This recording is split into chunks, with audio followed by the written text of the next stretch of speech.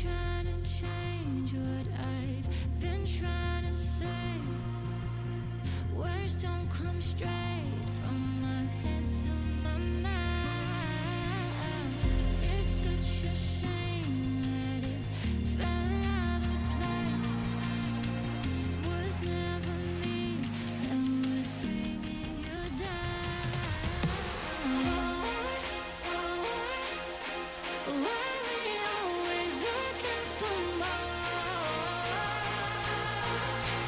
Why we always looking for more? Why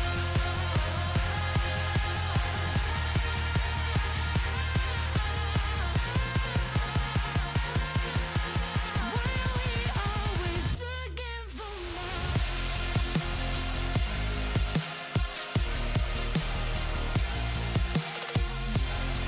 Why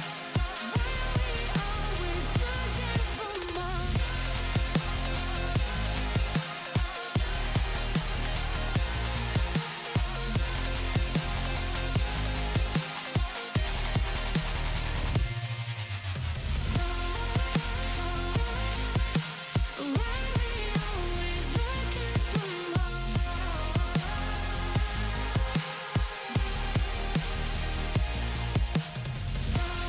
for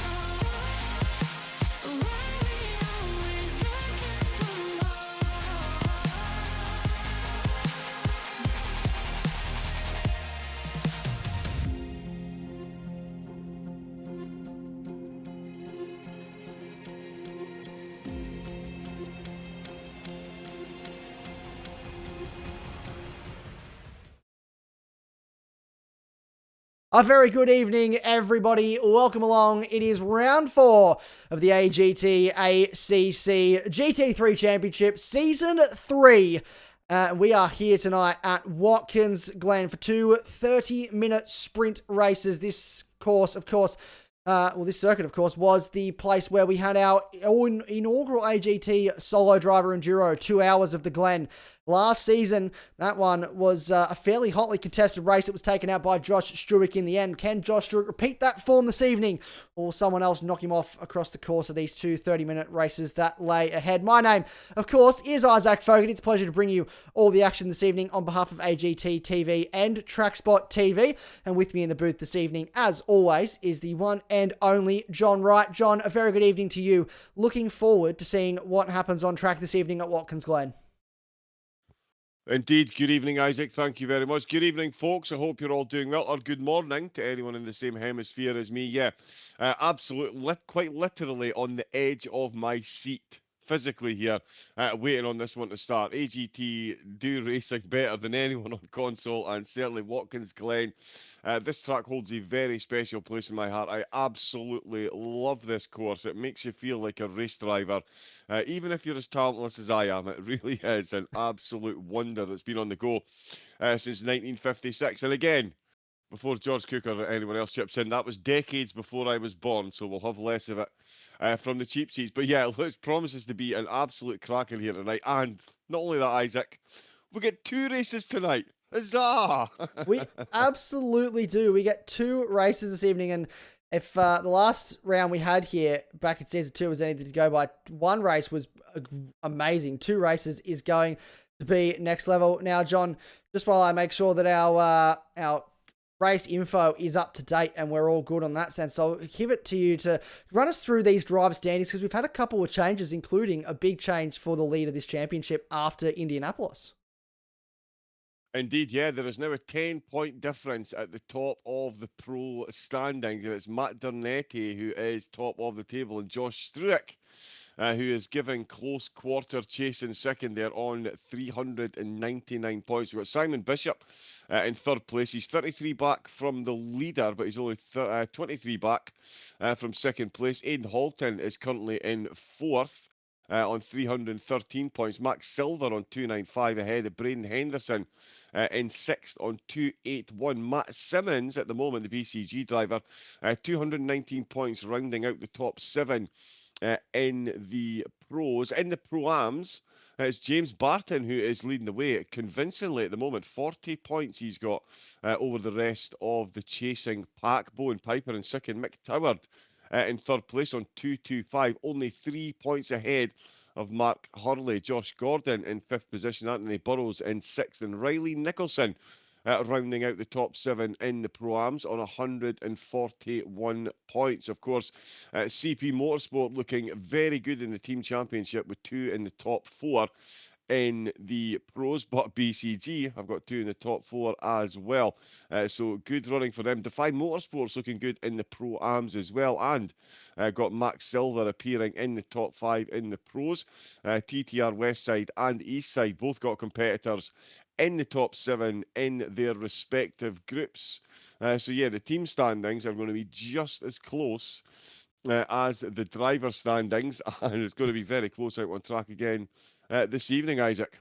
Absolutely. Now, we don't have the team standings because there's been a bit of debate in regards to some things that are carrying over from Indianapolis, a couple team driver changes. So that's been put on, although we do have the points, which are up to date, but we don't have the display that we normally have because the drivers that are in each team are currently in question. So while that's getting resolved, hopefully by the time we get to the Nürburgring in a couple of weeks' time, we're just gonna show you the driver standings, and that will be all that we have. But we do have this lovely track map that we bring you every week. So 5.4 kilometers, 11 corners, probably a medium tire wear rating around here. Usually most of the tracks we've been to so far, the tire wear rating's pretty high, but around here doesn't seem to be having as much of an effect, especially not across 30 minutes like it would in an hour race. So 10 minutes is the qualifying length, which the first of those sessions is underway at the moment. Then 30-minute race length with no stop required. The lap record around here, very famously, you will remember, is jointly held by Simon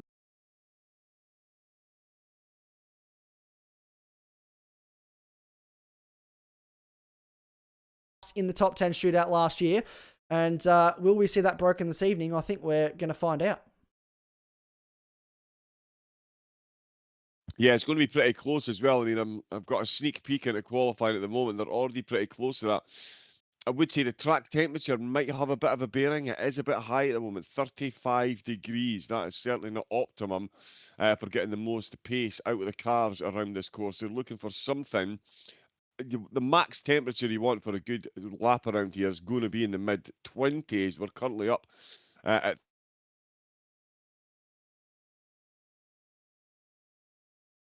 are pulling down rain. So I know it's one I prefer for the drivers. Fingers crossed we get some rain. But certainly at the moment, yeah, we've got some times coming in, and that is, it's incredible though as well, Isaac. It just goes to show you how well some of these drivers know this course.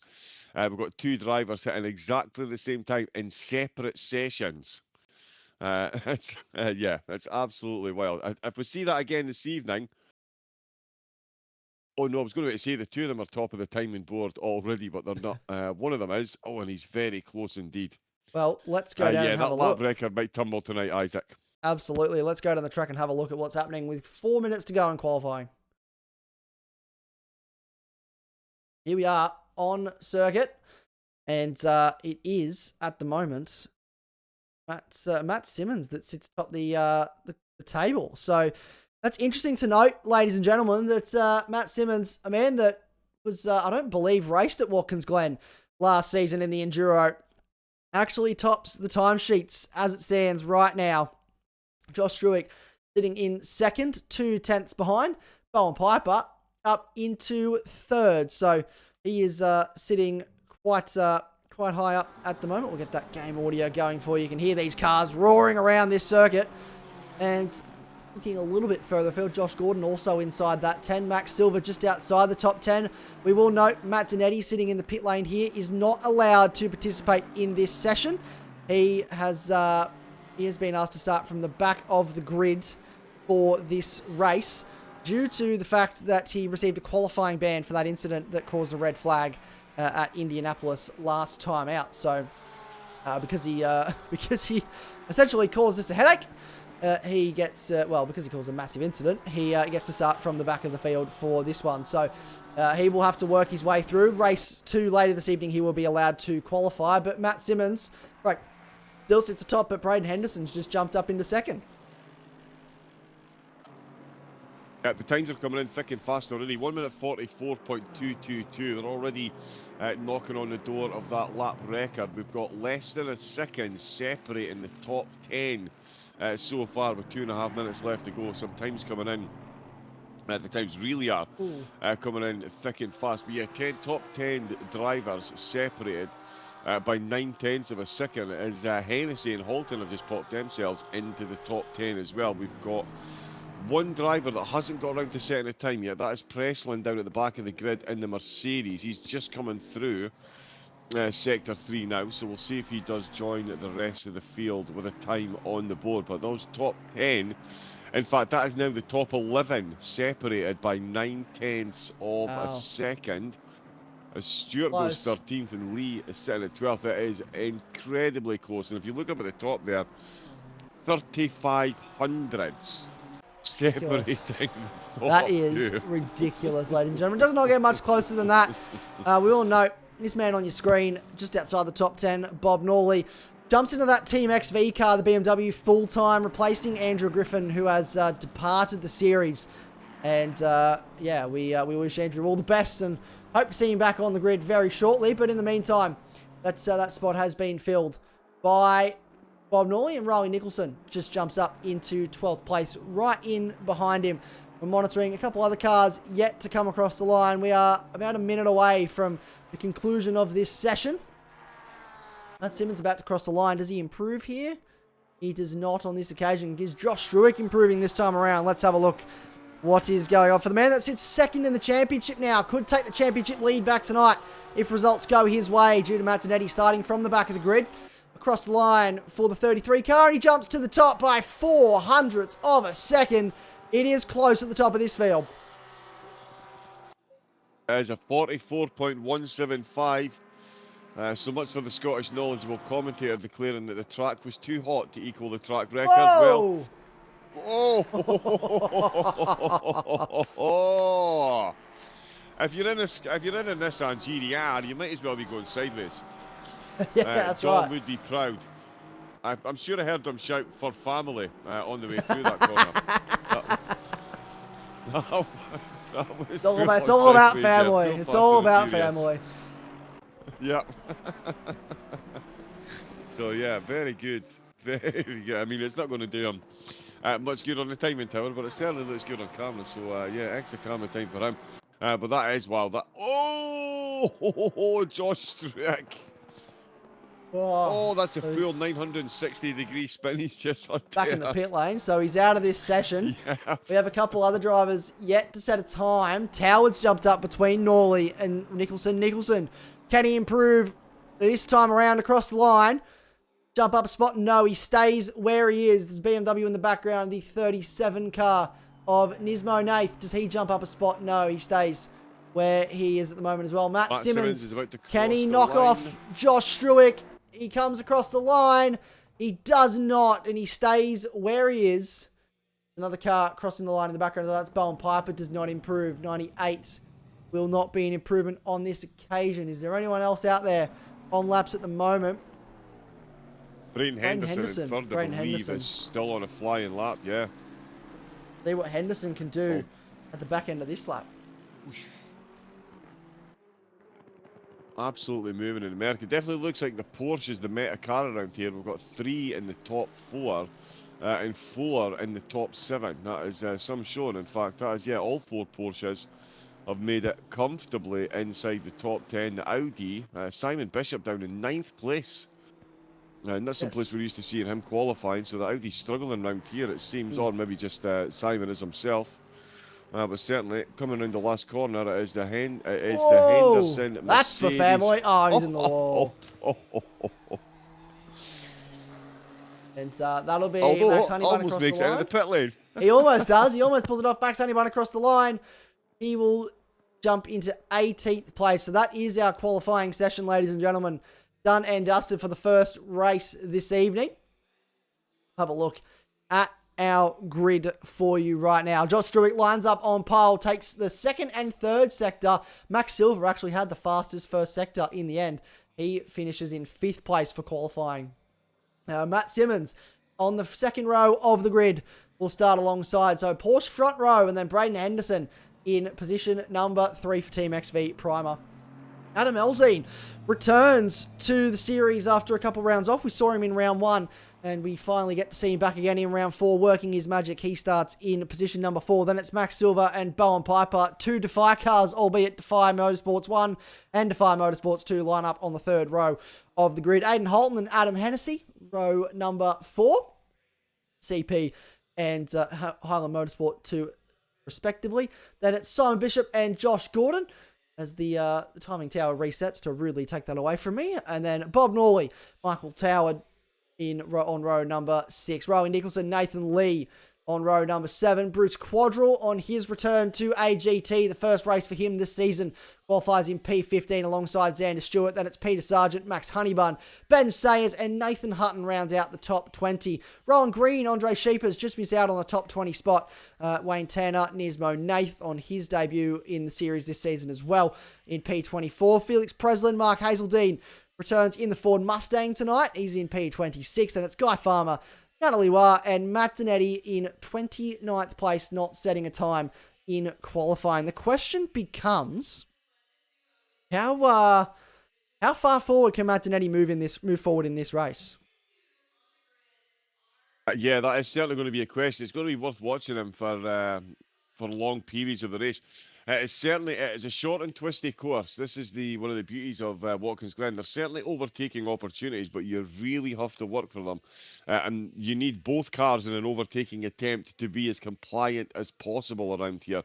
So we'll see where Zanetti can make up places. Of course, he will be back in qualifying for race number 2, but he's still going to be looking to bring home as many points in race number 1 as he can, and he is going to have to hard charge his way through the field, because he is going to be a long way back. He is basically, well, yeah, he's at the back of the grid. He's got a long way to go to even get any place near the top 15, and then he's going to need to start putting in overtakes on cars that are objectively quicker than the one that he is currently driving here on this course. Audi, of course, being treated to 18 kilograms of ballast here to balance things out. The only car with more than that is the Aston Martin, 22 kilograms. So we'll see what he can do in that Audi. It's going to be quite the race from his point of view. Where will Zanetti finish in the race? I'm going to go top 10.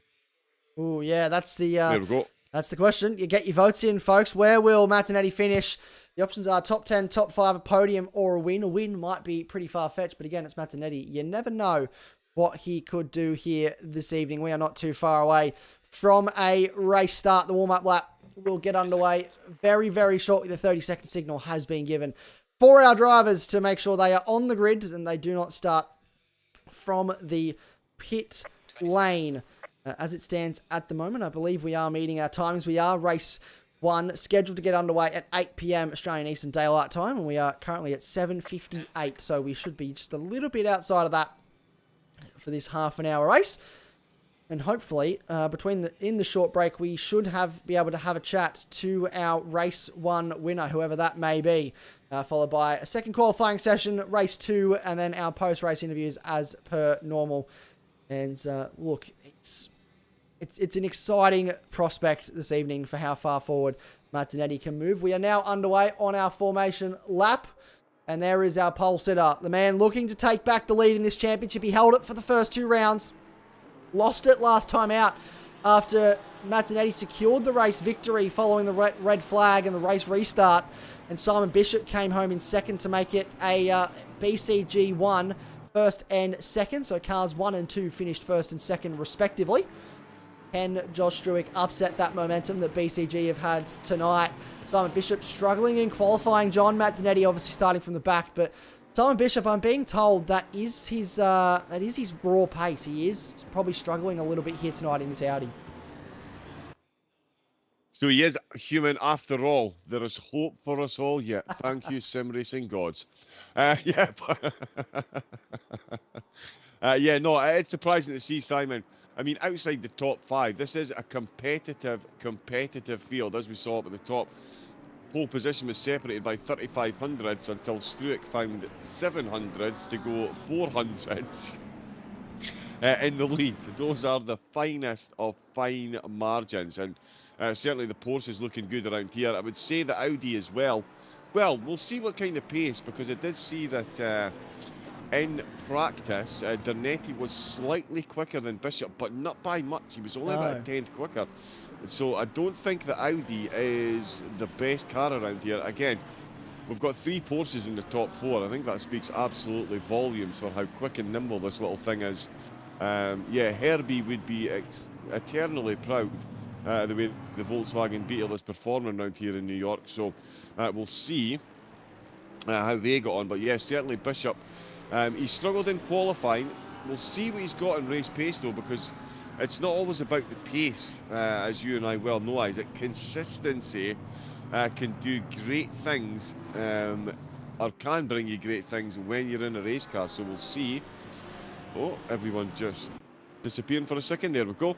But yeah, so we'll see what he can actually do in the race. He's going to have his work cut out for him getting into that top 5. But certainly, if anyone can, I would not be betting against Simon Bishop ever.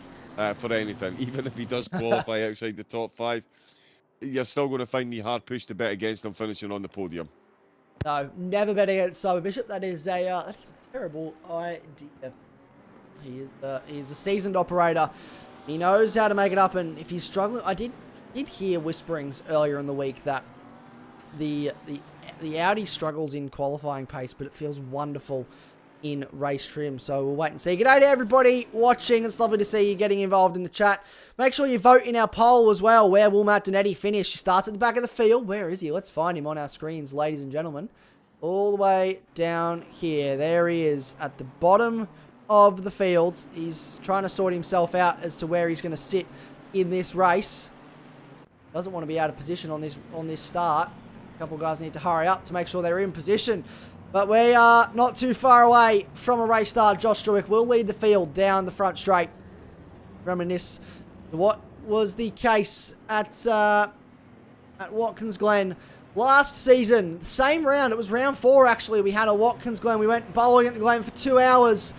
Josh Struick, Simon Bishop set the exact same time in the shootout to start on pole. This evening, Josh Struick, he got his time all to himself. He gets pole position all on his own. Here we are, green, we are away, and there's a car in the pit lane straight away here at the start. But Josh Struick, a wonderful start down to the first corner. Braden Henderson looking to defend that P3 up the inside. A little bit of a touch-up with Matt Simmons on exit. And this has been great for Josh Struick. He's been able to skip away. Adam Elzine around the outside of Henderson up towards the hill, the bus stop for the first time. Getting close to that wall. They are squeezing each other down this back straight. You don't want to get too aggressive at the race start. You do want to try and hold position though, but no one will want to be fenced at all. Through the bus stop for the first time. Bold to go side by side here, the two of them, and they sort it out eventually in favour of Braden Henderson. Everyone crossing the first sector now, sorting out those positions. And it is Josh Struick that leads the way from from Matt Simmons. Sorry, I'm looking at the top of my screen. Adam Elzine in 4, so it is actually Braden Henderson that is ahead in the end. And Aiden Holton right in behind. Max Silver also off to a good start, battling away with his teammate, his Defy Motorsports teammate, who Simon Bishop also trying to get involved in this one, but everyone seems to have gotten through off the start. Yeah, good clean start for the entire field, and a good clean start for Matt Donetti. He made up 6 places before turn 1. Absolutely rocketed through the field. He's up to 20th. Yeah, well, I was just about to finish that sentence. He made up 6 places in turn 1, and he made up another 4 on the way into the bus stop chicane. That is ridiculous. As you do. 10 places. And we knew we would. And it was Les Sandwith that started from the pits. Yes. Les had a connection issue, was my understanding. He did not set a time in qualifying and has joined the grid straight as the race has started. So he'll start from the back in this one. He's got a bit of time, though, to get through the field. And he'll get to go again for race 2 later on this evening. So plenty of time to continue moving forward. Where is Matt Donetti? Here he is in 20th position. He's got Sheppers and Stewart battling in front. He wants to try and thread the needle. Oh, right up the back of Sheppers. Goes to the outside. He will sweep past the Defy Motorsports Mercedes. And now lines up the GR Racing, the Grimace Racing McLaren here. Get that McLaren some screen time for George Cook. That'll keep the boss man happy, won't it? If there's a McLaren on the screen. And then into the bus stop now, side by side with Donetti. That's not something we thought we'd see, but Donetti does get the spot. We'll move ahead of Stewart up into 18th place, and he sets his sights on CP Motorsports' Nathan Hutton. He does indeed, yeah. Absolute masterclass so far from Donetti. That's 12 places in a lap and a half. That's not too bad. I mean, I only made 14, Matt. You're slipping a bit, mate. But yeah, no, very good stuff from Matt. Like I say, 6 places before we even got to turn number 1, and then took another one through turn number 1. So he's on an absolutely solid start. Much like the drivers up at the front of me, Josh Stewart is going to be a very happy driver. He's got himself 0.8 of a second and already clocking the fastest laps of the race out of the front. So absolutely laying down a marker for the rest of the field. Simmons in second, Henderson holding on to third. Simon Bishop, Donetti's teammate, he has made up a position. He got himself past Hennessy to get himself up to 8th place, and he's looking absolutely solid in that Audi. So the drivers ahead will need to be absolutely on rails. And I think Riley Nicholson in 11th position is looking very, very tasty at the moment, but he's got another Aston Martin ahead of him. So there's an Aston v Aston battle just on the edge of the top 10. I think Riley has actually been overtaken. Did he not start in 10th place? I believe I believe Riley started 13th, so he's actually moved up 2 spots. Oh, 13th. From where he started. There's Matt Donetti. Hello, ladies and gentlemen. He's found his way past Nathan Hutton in that first corner and moved up into 16th place, so he's actually not too far away from the back of the top 15 here. This is damage limitation for the championship leader, really, in this one, having to start from the back of the field. And this should update in just a second. There it goes to say that he is in P16. We'll set after Nathan Lee now. He's trying to avoid, he's used the curbs a little bit, but he's trying to avoid the taller curbs here. The Audi, not a big fan of the curbing at Watkins Glen. He's using a lot of it here, but any of those taller curbs he really needs to try and avoid. He does, yeah. He needs to try and avoid pretty much everything except fast, consistent laps here. And he's consistently making overtakes in this opening stage. Oh no, sorry, I thought Bishop had just dropped a spot there. But no, it was just times coming through. Bishop was still in 8th place. But Donetti is absolutely gunning for this top 15 spot. He's got Lee and Tower directly ahead of him, and he keeps on catching these cars and parks it too. And there we go. As he heads up the hill, he's going to pop this one up the inside. Plenty of room left by Lee there. Sorry, more than generous with the amount of room. But again, it's one of these when you realise that someone, if you're running in the midfield, greatest of respect to these drivers, they're all quicker than me. Let's just make that abundantly clear. They are all quicker than me. But we all know if Matt Donetti is looming in your rear view mirror, have a bit of fun for a couple of corners, but get out the man's way and run your own race. There's no point in getting held up in battles that you don't necessarily need to. So all fun and games. I've done it myself. I've raced some of these quicker drivers as they're coming through the field. You watch them perform a marvellous overtake on you, and then you let them run off into the distance and hopefully catch their slipstream. And that's certainly what a couple of drivers are going to try to do today. Donetti up to 15th place, and he's got a couple of Aston Martins and then another GTR just ahead of him. It's Toward and Sargent in those Astons, and Riley Nicholson is very soon going to be coming into focus for Mr. Donetti as he flies through the bus stop chicane once again. One of the cars ahead just kicking up some dust, but it's been an absolutely solid start from him. What will be 3 laps in, and he's overtaken half the field already. That's oh no, is that a penalty? Oh, it is, and Mark I believe that's because he's come into the lane already, possibly for damage repair, and as a result has sped on the entry, which is so easy to do here. You can see there the entry line. Oh, Sayers in 25th position is oh no, was that Sayers? Oh no, it was Breslin, sorry. Breslin in 22nd just had a monumental moment on the curbs here. He managed to keep it between the Mayo and the Mustard. A couple of cars behind him have got themselves bogged up. Oh, and that is Green and Sayers actually making a bit of contact going through turn 11, I believe. Yep, turn 11, just coming out the bottom of the boot complex, as it is affectionately known. Yeah, so all changed there, and they all, as I say, they all kind of checked up a bit because of Preslin's Mercedes. He has lost the spot to Norley. Ben Sayers is now in the middle of this little pack. He's got Tanner behind him and Green ahead of him. But yeah, that was a big, big wobble for them. Oh, and that's two of the cars Getting close coming to out that the wall. last corner. Yeah, you cannot be hitting that wall too often, Isaac, as you and I, I'm sure both all fine well know. I do. I've lost a fair bit of aerodynamics to that wall in the past. It's not my favourite piece of wall in motorsport, and that's for sure. But yeah, a couple of drivers finding out the hard way early doors. Yeah, your aerodynamics will suffer if you hit that thing too many times, as we're still watching Dernetti carving his way through the field, as Josh Struick has now got a 1.3 second lead, Isaac.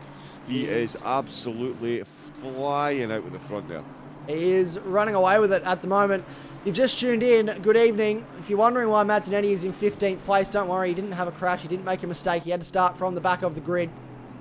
He's trying to size up a move on Mick Toward here at the moment. Nathan Lee wants to have a little bit of revenge on Martinetti. He's starting to get to the point now where he's getting further forward to the front of the field. Drivers are going to fight a lot harder for position than you would find at the back of the field. He's going to have to work harder for these. The stop-go cleared for Mark Hazeldean. He rolls out of the pits and will continue on his way. Does not get given another one, so he was able to get the pit entry correct on that occasion. See here, Martinetti, he's putting the pressure on Toward. He's just not able to find a way past. And this is the thing, as we just touched on. As you get further towards the front of this field, drivers are going to start to get their elbows out a little bit more. Defend positions. The points are higher. The positions are worth more. He's going to have to start to work for it. And 20 minutes in this race, so we're not even 10 minutes into this race, and he's halfway through the field, so he's made up half the positions he needs to already. But you have to feel like, John, it's only going to get more difficult from here. We probably won't see him move all the way through the field. He won't do the first challenge, but Oh, and he's got it done on the way in. He's almost got it done on the way out. The Porsche sort of wiggle. The Nissan is sort of a bit of a wiggle. There's all kinds of wiggles going on there. They both survived. How they survived, I do not know, but Halton has retaken the position for CP. Max Silver going max effort there. Even Deadpool would have been proud of the effort that was put into that one there. The two of them did survive. Very, very, very, very close side-by-side action between these two, and I don't think it's abating anytime soon. It does currently show Silver is ahead, but that will change when we get through the next sector time. Look at that. There was 9 thousandths separating them at the end of sector number 2. That is how close they are, but certainly at the moment, Silver has laid down a marker. He is looking to take that position. 4 Porsches now in the top 5. That is how dominant the Volkswagen Beetle is around here this evening. And it's Max Silver that's looking to help break that dominance. love the They're glorified Beetle. Volkswagen Beetles, let's face it. Yeah, Herbie would be absolutely proud. Yeah, I love Herbie. What a great movie. What a cult classic film that was. We have the votes are continuing to come in, by the way, folks. Martinetti now even split for a win, a top 5 and a podium. So people feel like he still could win from here. He's finally ahead of Mick Toward. So he's up into 14th place, has to set after Pete Sargent.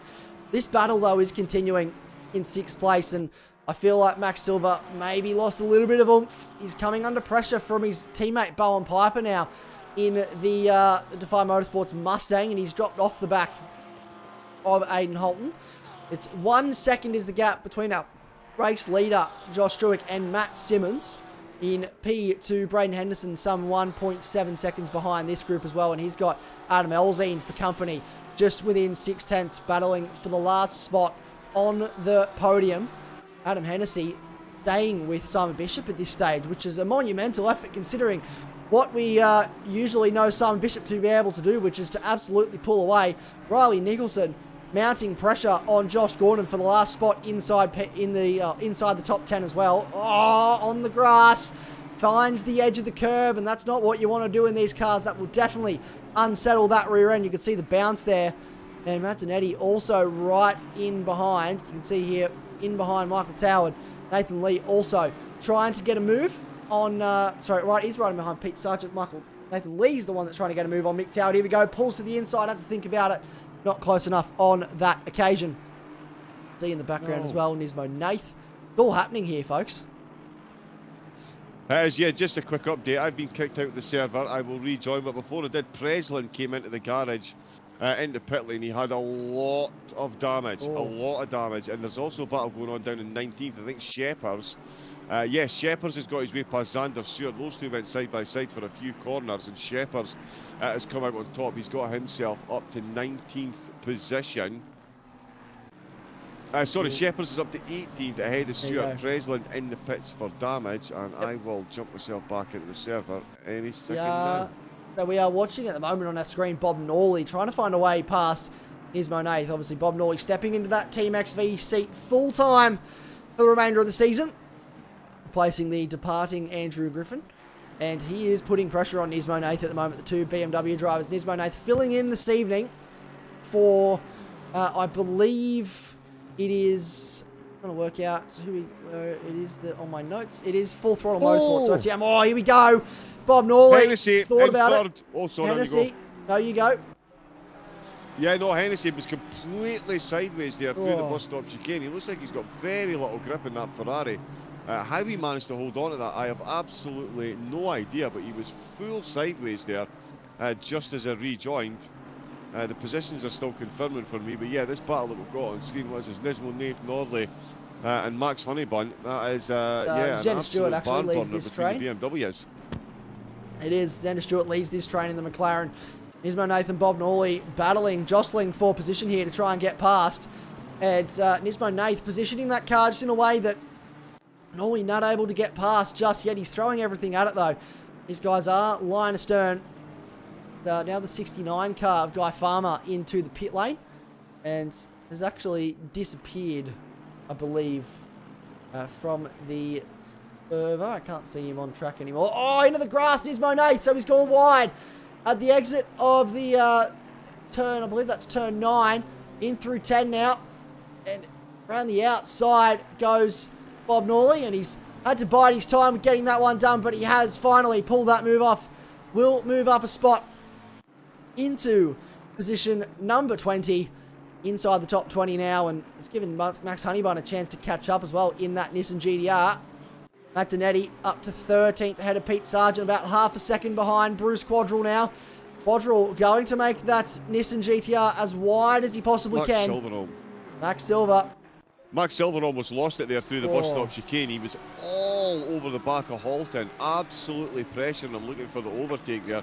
And it was Max Silver, the back of his car, that's given up on him. And it's Bowen Piper that could be the main beneficiary here. It's his, Silver's teammate that's catching up in that Mustang. But after that sideways excursion through the bus stop chicane, Silver under all kinds of pressure. And I tell you what, they've invited one Simon Bishop into this battle as well now. So that's Halton, dangerous. Silver, Piper and Bishop, they are separated by 1.2 seconds now. It was just over 2 seconds. So these four have been brought very, very, very close back together. And Jordan and Nicholson in 10th and 11th aren't too far down either. So yeah, the bus stop chicane, well, is it a hot spot or is it a cold spot? The tyres don't seem to be gripping through there, so I think it might be a cold spot. A lot of drivers going sideways, costing themselves a bit of momentum. Ozzy Alzina almost puts it into the wall at the last corner. And Max Silver does put it in the wall. And not heavy contact, but a little bit of light contact, rubbing with the wall for Max Silver. Pushing on though. These guys are starting to form a nice little battle pack from Aiden Holton in 5th place all the way down to Simon Bishop. Adam Hennessy not too far off the back of this group either. It sounds like it's all happening up and down this field at the moment. John, the action is aplenty. Oh, it's absolutely thick and fast. That was actually Bowen Piper on his way out with turn number 1. He was just behind Max Silver in the background there. And he absolutely wiggled that rear end in front of Simon Bishop, almost teasing him to catch up there. And Bishop's like, yeah, you know what?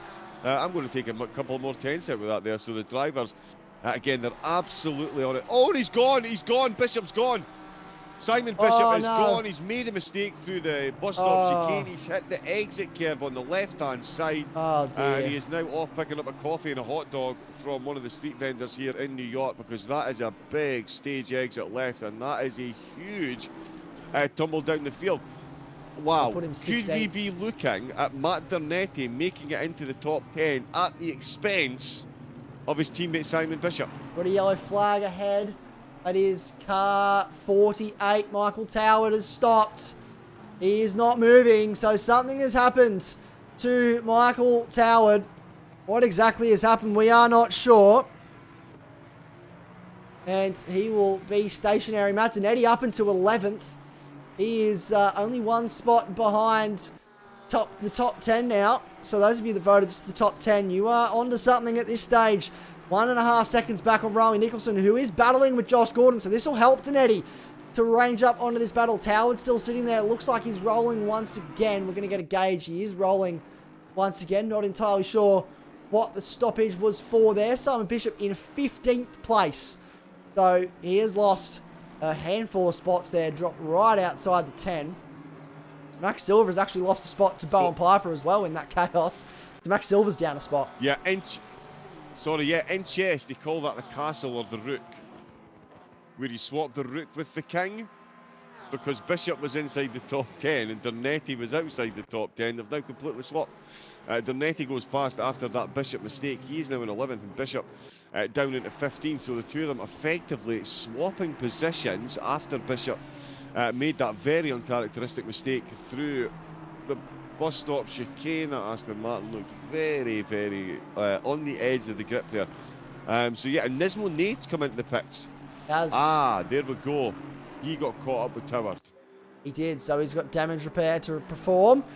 He'll get that damage repaired and hopefully roll back out and continue on. Guy Farmer is down to 3 laps. Felix Preslin down to 2, and Mark Hazelden's also down a couple laps after that 30-second stop go he served earlier on. Caitlin Danetti says, I don't know many that can move up 17 places that fast. Matt Danetti should be studied. I agree that he should be studied. The reasons for which he should be studied might be a little bit different, but I do agree that we should study this man. He is in 11th place now. From the back. Oh, big slide for the Audi. He's managed to catch it though and pushes on. And yeah, he's up. Well, he started 29th in this race. So he is up 18 places. If he gets into the top 10, that's 19 spots. He will have moved forward from the back of this grid into a top 10 result. And that is, all things considered, a wonderful result for someone who started from the back of this field and is trying to just secure a bit of damage limitation here. Indeed, yeah. I mean, as far as damage limitation goes, to be currently running ahead of his teammate that qualified in the top 10 after, as you say, starting on the back row of the grid, that is quite the turnaround in points. I'm sure he would have been hoping that Bishop could join him up there in the top 10 to bring home as many points for the team as possible. But at the moment, it is Dernetti who is flying the flag. As we see these Aston Martins ahead, they're going to need to sort themselves out. Or Dernetti is going to take 2 positions here and just leave these two battling away. Still solidly close up at the front as well. Struik and Simmons up at the top. I've been keeping a close eye on them as well, and they're only separated by 0.6 of a second as we see Dernetti surely lining up an overtake here. It is Nicholson and Gordon that he's got ahead of him here, Isaac, and yeah, definitely the quicker out of these 3 at the moment. The Audi might be a bit of a lame duck around Watkins Glen, but certainly not at the hands of Dernetti as he looks, he thinks about it. They're not close enough. The Aston's in a straight line. Getting the job once again, but we do confirm there up at the top. Look how close these two are. Yeah, they've absolutely been reeled on in. a knife edge for the lead at the minute. Matt Simmons has started to pull Josh Struik back in the later stages of this race. So while we keep one eye on what's happening here with Mazzanetti, we also keep an eye on the fact that Matt Simmons and Adam Elzine are both battling for key spots in this race. So 3 key battles happening throughout this field right now. Nathan Lee also battling, well, he's actually just lost a spot to Simon Bishop. He moves up to 14th. Got a car on the grass there into the lane. That is Nismo Nath serving a drive-through. Car 47, Nathan Hutton, is classed as in the pits as well. Not entirely sure reasoning for that. We will get to the bottom of that, no doubt. Oh, big slide for Riley Nicholson. Can he catch it? No, he can't. Heavy hit into the outside wall for the CP Motorsports car. That is a wounded vehicle. He got on the grass on the run up the top of the hill. That car is rolling, but it will be very, very wounded. Can he get it back without causing a major impact to other drivers? He is crawling at the moment, trying to get that car moving. I think he is struggling. You can see he's fighting the steering wheel to try and get it moving in a straight line. So that does promote Mazzanetti inside the top 10 with only one car in front of him, Josh Gordon. Then it's 3.5 seconds up the road to Adam Hennessy, which you feel may be a tall order, but 9th position for Martinetti could be as high as he goes in this race. 20 places will have been gained if that's where he gets to. We will wait and see. Matt Simmons right in behind our race leader in Josh Struick. Can there be an upset? Josh Struick couldn't get a race win last time out in Indianapolis, sorry. Simon Bishop and Matt Simmons took the 2 wins in Suzuka, so we haven't seen Josh Struick on the top step of the podium since the first round at Kyalami. Can there be an upset? It's been a fair while between drinks for Josh Struick. January, the end of January is when he last stood on the podium. That was the date of the Kyalami, the season opener. The 1 hour race that it really in the end sort of dominated. And then it's been a bit of a response from BCG since then. Can Matt Simmons throw something at him with just over 6 minutes to go here? Indeed, yes, 6 minutes with 0.6 of a second separating him from his main chasing protagonist here. Struick will be absolutely dialed in. Oh, Elzine, wow. Sorry, Elzine almost lost it through the bus stop chicane. The drivers really don't learn their lesson. Never underestimate the predictability of stupidity. And the drivers do like to hit these hotspots through there. Elzine almost losing the back of that card, but of course, back of the card? Back of the car. Oh, and Gordon loses it. Gordon's lost it through the bus stop chicane. He's made the same mistake as Dernetti's teammate, and that is Dernetti now up to 9th position.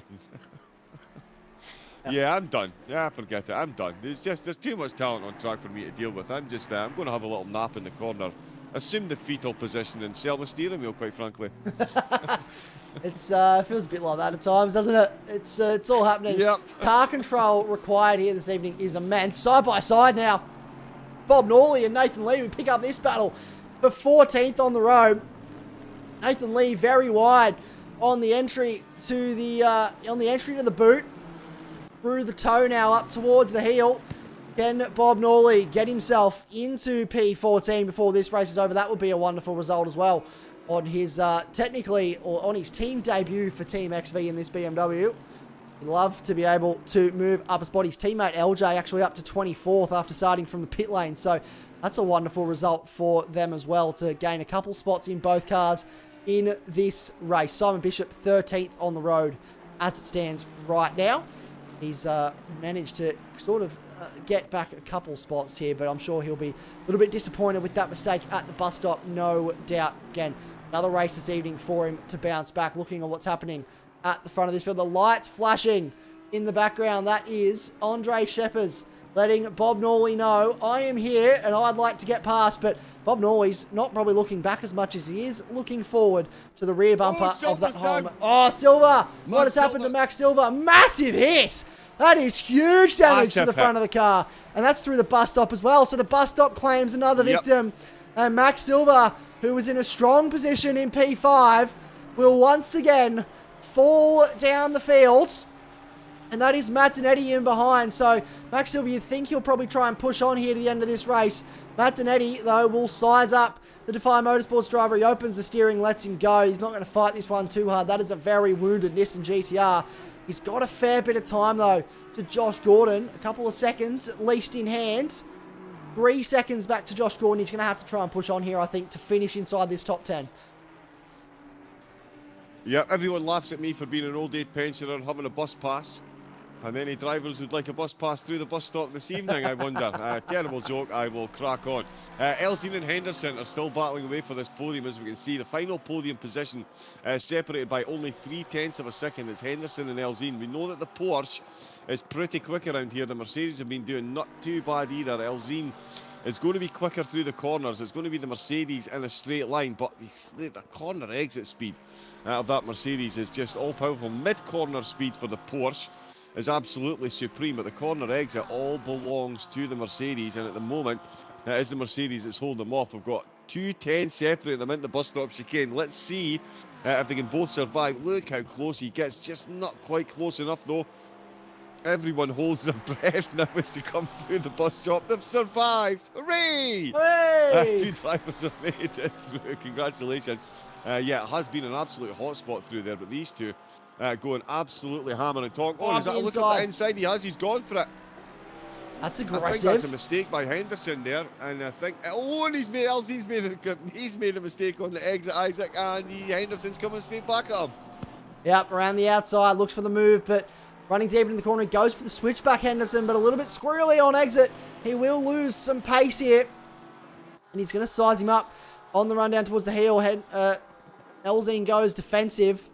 This is a change for position, folks. Into third. This is something that Elzine's been working at all race. We have 2 minutes remaining. We should get another 2 laps in, including the one they're about to start. Our leaders just coming around to the final corner. Now on the grass for Elzine. He is trying everything he can to remain in front of Henderson, who will throw everything at this, no doubt. He wants the podium just as much as Elzine does. A little bit further down the field. Martinetti 1.9 seconds away from Hennessy now, so he is catching. Don't know if he's catching quick enough. Battle further down the field. Norley actually up into 14th spot now. He's got ahead of Nathan Lee. Sheppers now will size up a move on Lee. Try and get ahead in this field. Any other battles happening further down this field? Sayers with a little bit of damage. Trying to chase after Tower, who also carries damage. A few wounded cars out there. And most of those coming as a result of the bus stop and them falling victim to that. This is Bowen Piper putting pressure on Aiden Holton. So this is starting to take place. We're looking, through the bus stop. There's contact into the wall for Adam Elzine. Massive hit with Braden Henderson. And Aiden Holton also through the bus stop. Braden Henderson across the road. So there was cars scattered. That's all happening. Across the curb. Bounces to Henderson. He's lost the car. Sorry, that's Holton. He's going to have to spin around and get going. Here comes Matt Donetti through the chaos to gain spots. And he is gifted positions up the field. Where does everybody sit now? I do not know. I think Bowen Piper's on the podium. Adam Elzine's lost spots. Braden Henderson's lost spots as well. You can see Henderson in front. We'll get a correction here, folks, on just exactly where everyone sits. Bowen Piper does move up to third. Adam Hennessy sits in fourth. Henderson fifth. Matt Donetti in sixth. Could he get into the top 5 here as a result of the chaos? Adam Elzine now in 7th. 8th is Aiden Holton, who took avoiding action of Henderson there. He was trying to flick the car around. As a result, had way too much curb. Got airborne and then lost the car. We start the final lap of the race. What is happening here, John Wright? AGT at its finest. This is the type of action you get 1.5 minutes to go. Everything looks like it's settled down. Kapow! Nope, we've got a car bouncing through the bus stop chicane. Once again, clattering, as we see up here in Scotland, clattering off the wall, and it's completely thrown the cat amongst the pigeons. Henderson's redressed. And Matt Donetti has made it up to 5th. Oh, and we've got somebody redressing positions as well. So Henderson's redressed the position on Elzine, and flashed the lights there, possibly to say, there you go. We've had another vote added to the poll, and they've said Matt Donetti could win this race. I don't know if they realise it's the last lap. He is into the top 5, though. So those of you that picked a top 5 finish, well done. He has, provided he doesn't bottle the chicane here, he is up in the top 5. Talk about this man, though, Bowen Piper on the podium. He has performed time and time again this season as the Pro-Am. There's been talks that he needs to move to Pro. I'm coining the term that he is the new Matt Donetti. We saw Matt Donetti in Season 1 perform out of his skin as a Pro-Am driver and make a name for himself. I think Bowen Piper is heading down a very similar path. He has been on the up so far this season on a trajectory that is fast improving, and that's going to be amplified by the fact he's got a podium here this evening. His second class victory. Struick is almost to the end now.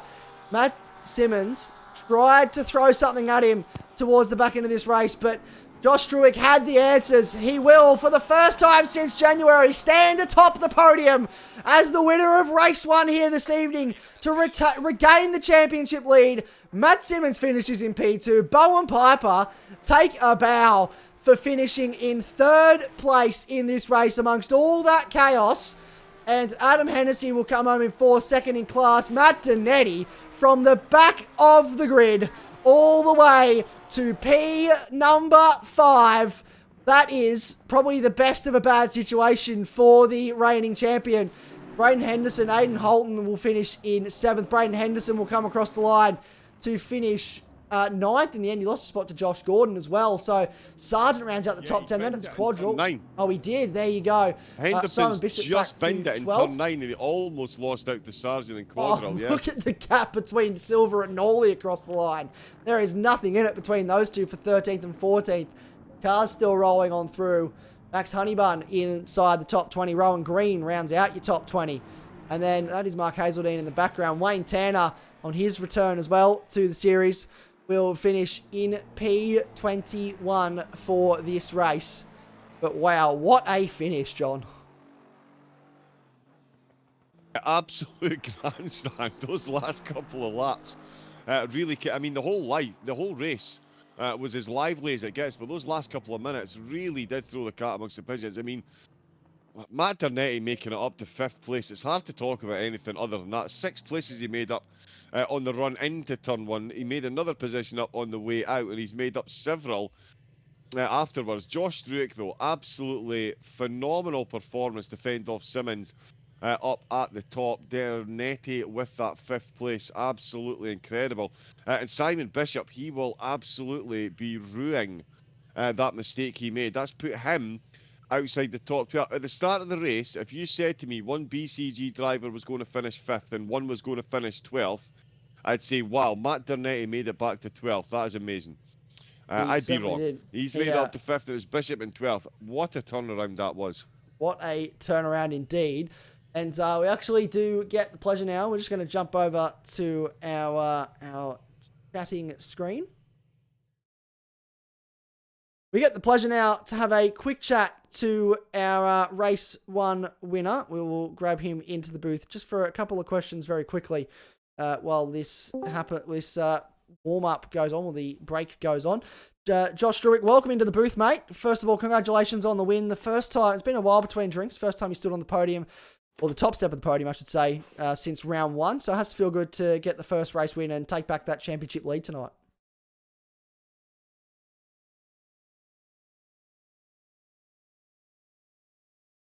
We're very happy with the car.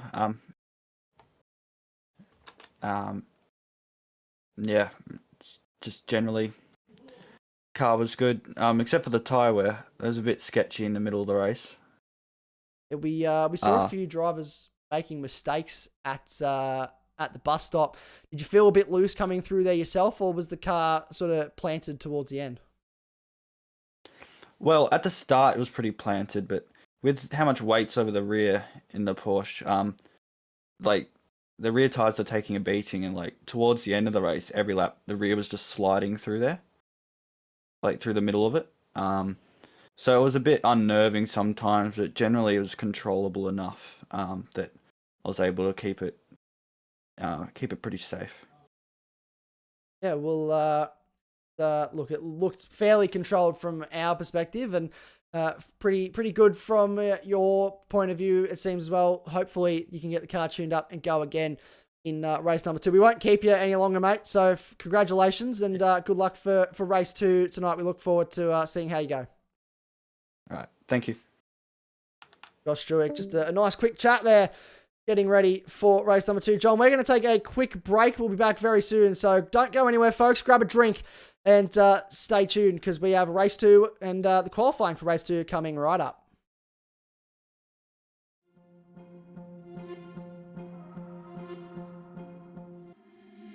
Been trying to change what I've been trying to say. Words don't come straight from my head to my mouth.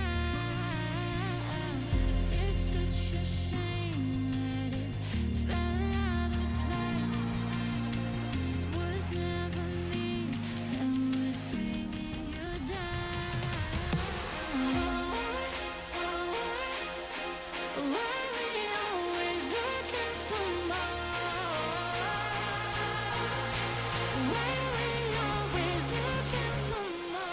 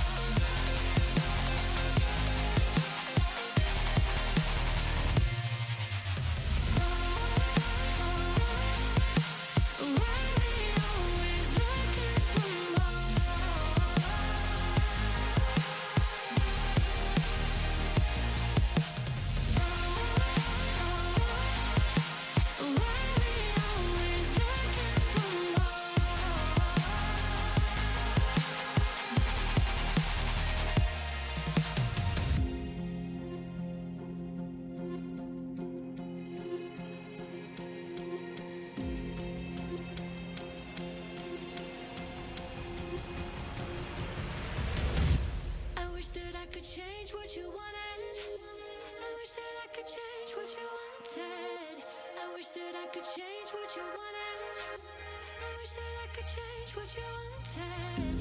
I wish that I could change what you wanted. I wish that I could change what you wanted. I wish that I could change what you wanted. I wish that I could change what you wanted.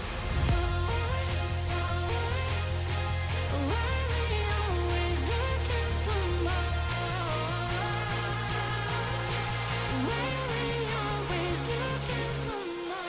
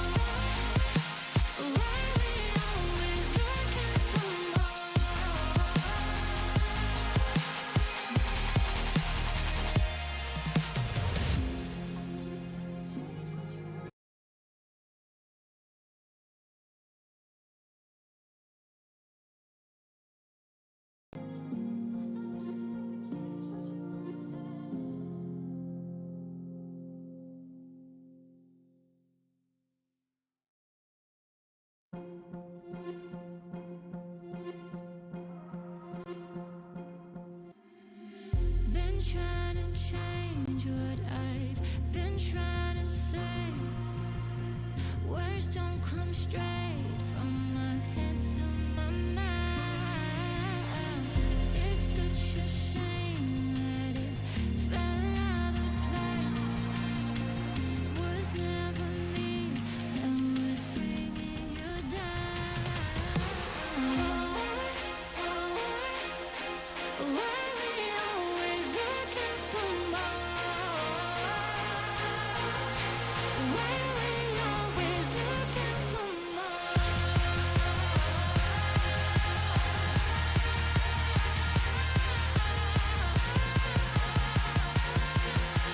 Why we always looking for more? Welcome back, ladies and gentlemen. We are straight into the last 5 minutes of qualifying two.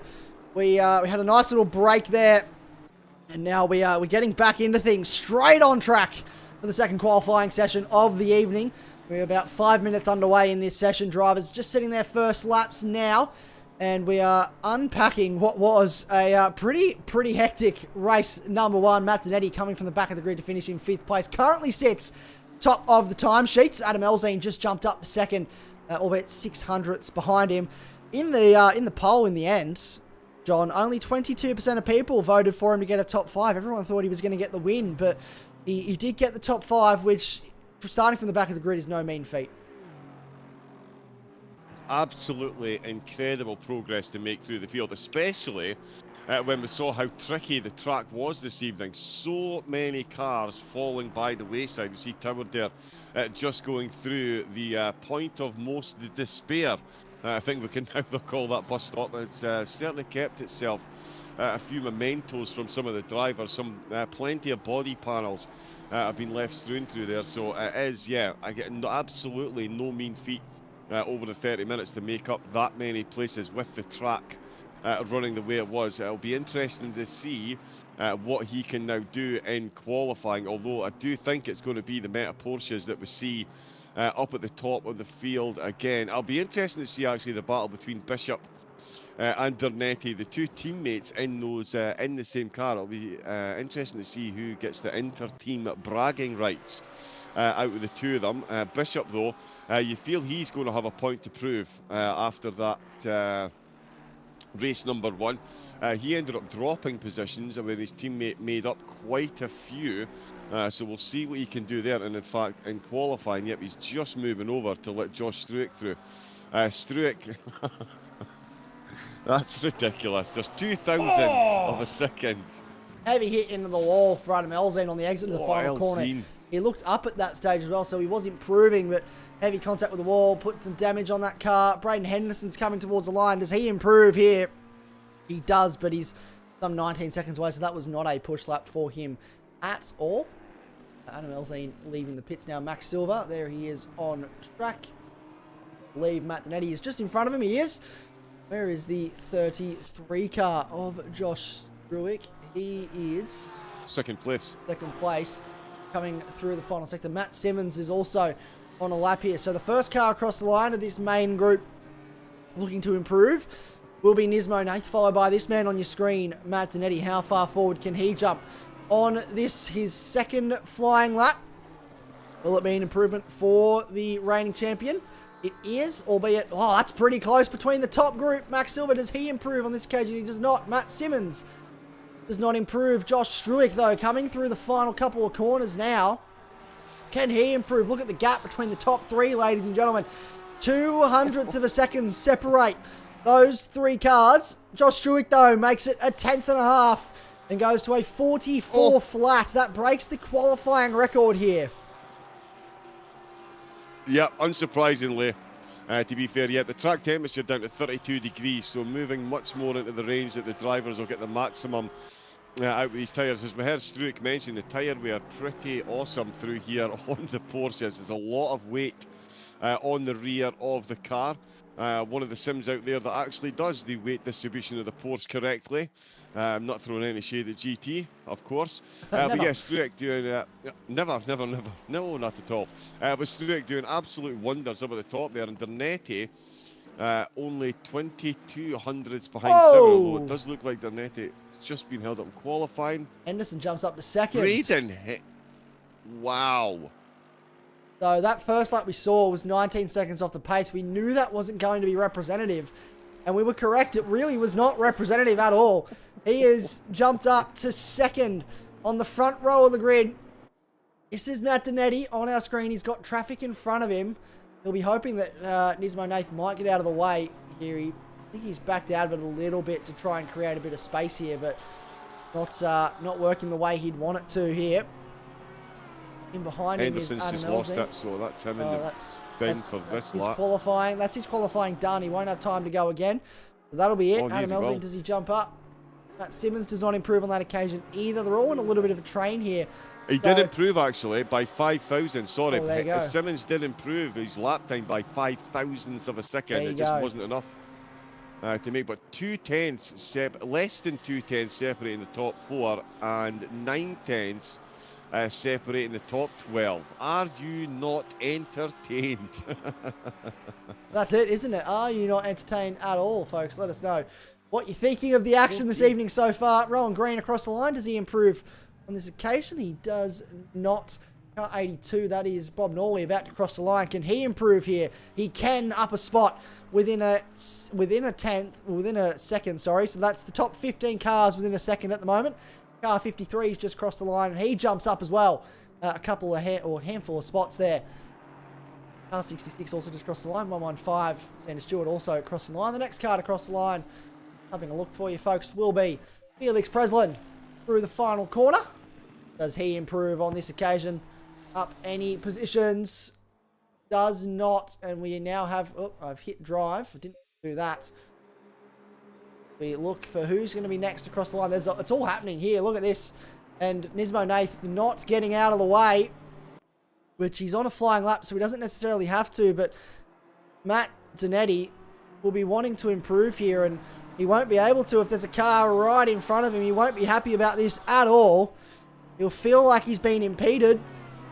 And coming to the line, I don't know if it's going to be an improvement here for Matt Donetti. He pulls all the way out to the side, across the line, and he's backed right off, so he won't actually improve on this occasion. Matt Simmons does not improve, neither does Adam Elzine, who's in 10th. Max Silver is already back in the lane. Braden Henderson in the lane as well. Oh, into the wall for Josh Struick, so he won't improve this time by either.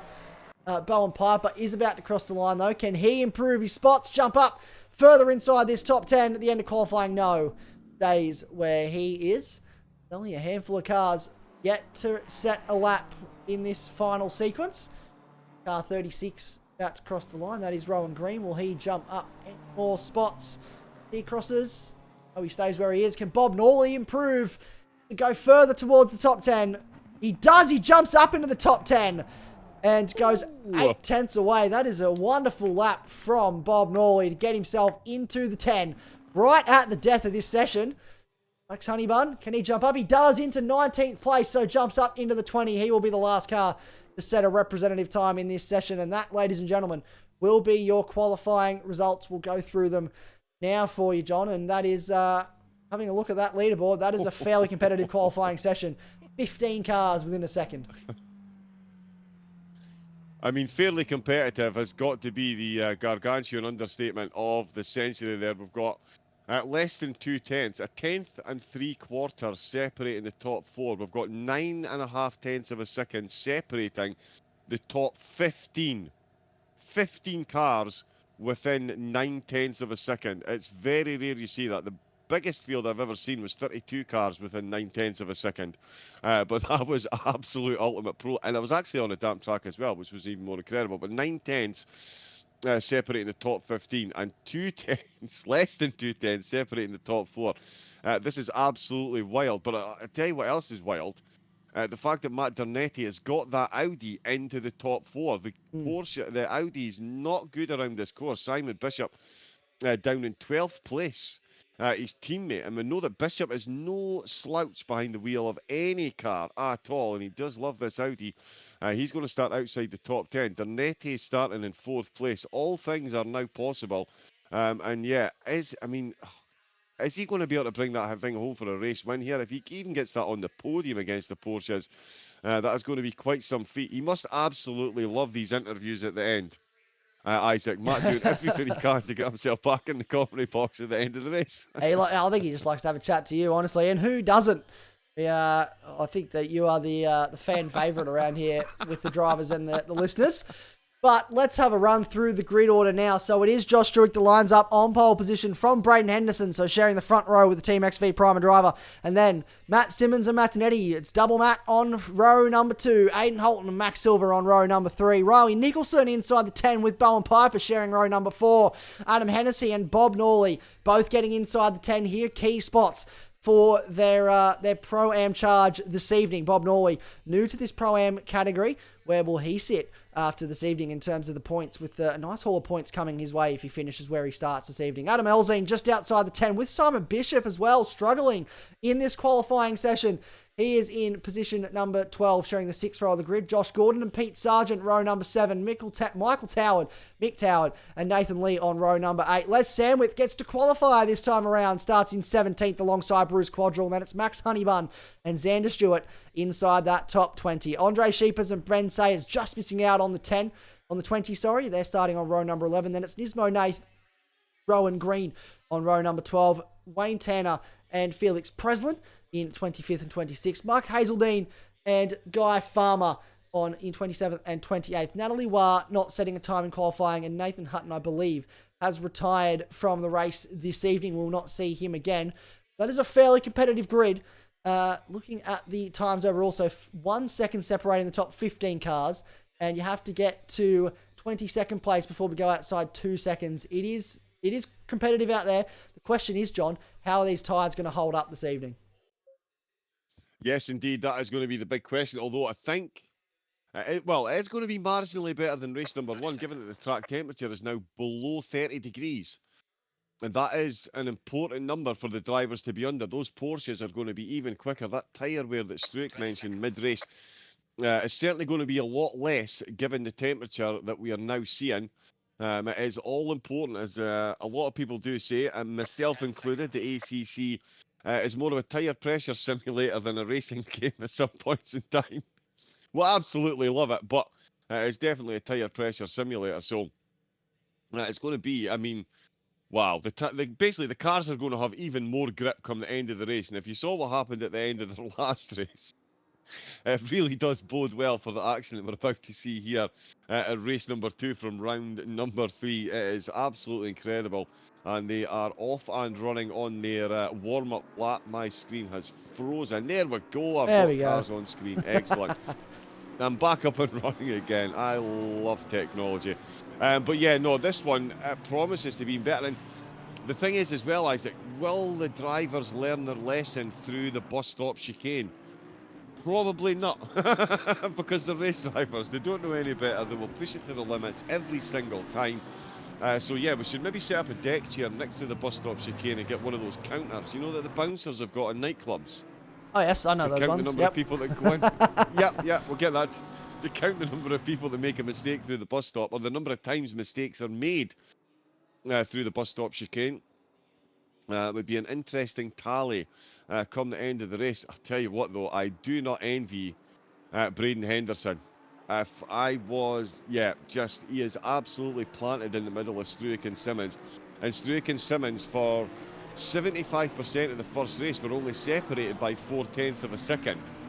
There's now a Mercedes in between, and I can confirm that Mercedes is more than 0.4 of a second long, if that even makes sense. It's a big car is what I'm getting at here, so it's an interesting proposition. And of course, Matt Dernetti on the front, two rows with a Porsche, and Matt Silver in the Nissan. And just a reminder, folks, the Nissan has clocked the fastest time in Sector 1 here. No other car has got anywhere near the 29.1 seconds that Nissan is capable of in Sector 1. Although, not many people got 7 overtakes in Sector 1 like Dernetti did in lap 1. So, race 1, so many connotations, so many possibilities, and that's just the top 10, folks. We've got Simmons, Bishop, sitting just outside the top 10. It's, strap yourself in, folks. It's going to be a good one. We are going to have a fairly competitive race on our hands. Race number 2 of the evening, folks. Not too far away from getting started here. We'll have a look at how we're going for time as well. We projected this evening that this race would be starting about 8 minutes ago, but that's okay. We are still running ahead of time certain, which is 9:40 local time. It is currently almost 9 p.m. So we have 40 minutes up our sleeve, which is plenty of time to get a half an hour race in. So do not fear, we will get the full 30 minutes of action coming your way in just a moment's time. They now will start to spread very shortly to 2x2 and get into position. Here we go. They start to sort themselves out into how they will look as they roll down that front straight. Josh Struik back-to-back poles this evening. This is a statement for his championship. Absolutely. With Matt Dernetti having to start from the back in race number 1, he starts a little bit further up the field in P number 4. This time around, how will he go off the start? Keep a very close eye on that number 1 Audi. His teammate Simon Bishop down in 12th place. What can he do from outside the top 10? How many spots can he move up in race trim? All our questions are about to be answered as these 30 or 29 strong field of GT3 cars crawls very slowly, very quietly round the final corner of Watkins Glen, hovering at about 60 k's an hour. They'll speed up to about 70 as they get ready to go racing. They are under starters orders now. When do we get the green flag? We are waiting for race control to give us the go-ahead for race 2 of the evening. We have been told we are away. A drive-through off the start for Nismo Nath, but everyone else gets to go off the start. A great launch for Josh Struik, and Braden Henderson stays with him round the outside. Into turn 1 they go. Side by side was Matt Simmons and Matt Dernetti, but that goes the way of Dernetti off the start. They're all spreading out, trying to find their own bit of racetrack off the start. That is Bowen Piper going side by side with, I believe, Bob Norley it is. At the start of this one, they spread out on the run down towards the bus stop, folks. This could end in tears for someone if they go side by side. Henderson goes side by side with Struik through the bus stop, going for the lead of this race. We try to get to where our leaders are. Here they are. They're still side by side on the exit of the bus stop. Henderson and Struik battling for position. Henderson is going to lead this race, folks. He's going to take the lead of the motor race, but Josh Struik isn't done yet. He's still around the outside as they come into the boot for the first time. He's going to have the inside line for the hairpin coming up. Will he be able to pull that off? He's still there. They have not relented from a side-by-side state since they entered the bus stop some 4 corners ago, about 1.5 kilometers ago, and now it finally gets sorted out. Here comes Matt Simmons up the inside. Matt Dernetti as well, having a piece of this to move up into second. And it is gloves off here at the start. It absolutely is over the front. This is what we love to see. There was a big incident. If anyone's wondering why there's a big turnaround in the timing tower, Max Honeyburn unfortunately got caught up in a 7-car incident going into turn number 1, so he's ended up down the field.